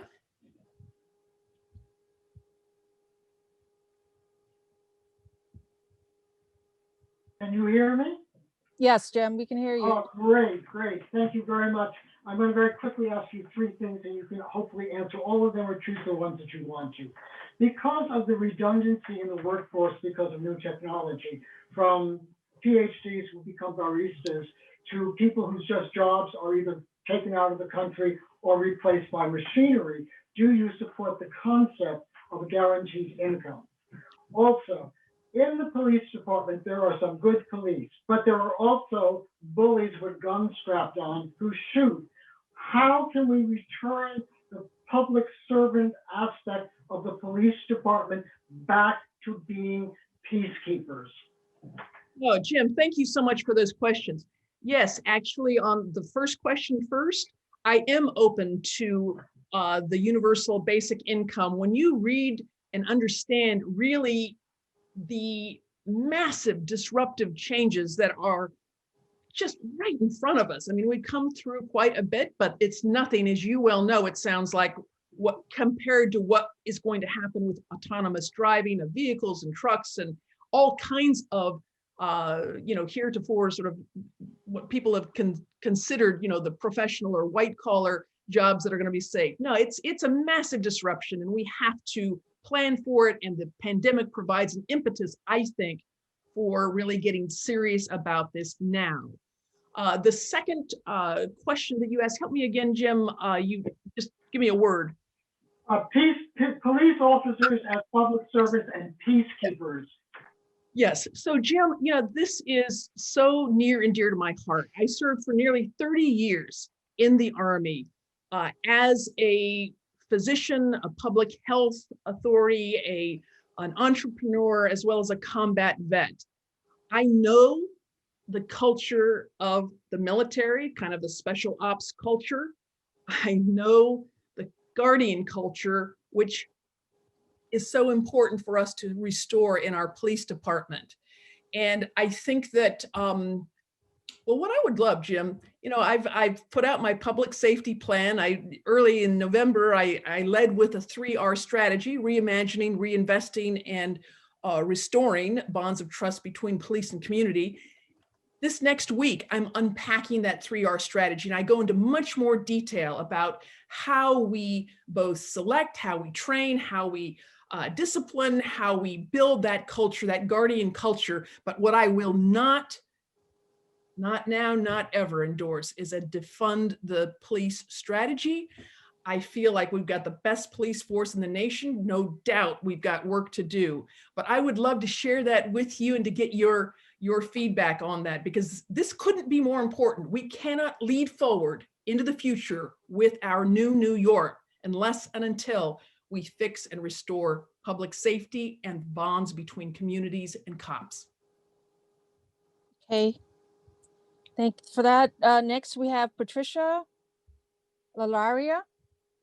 Patricia, hi there.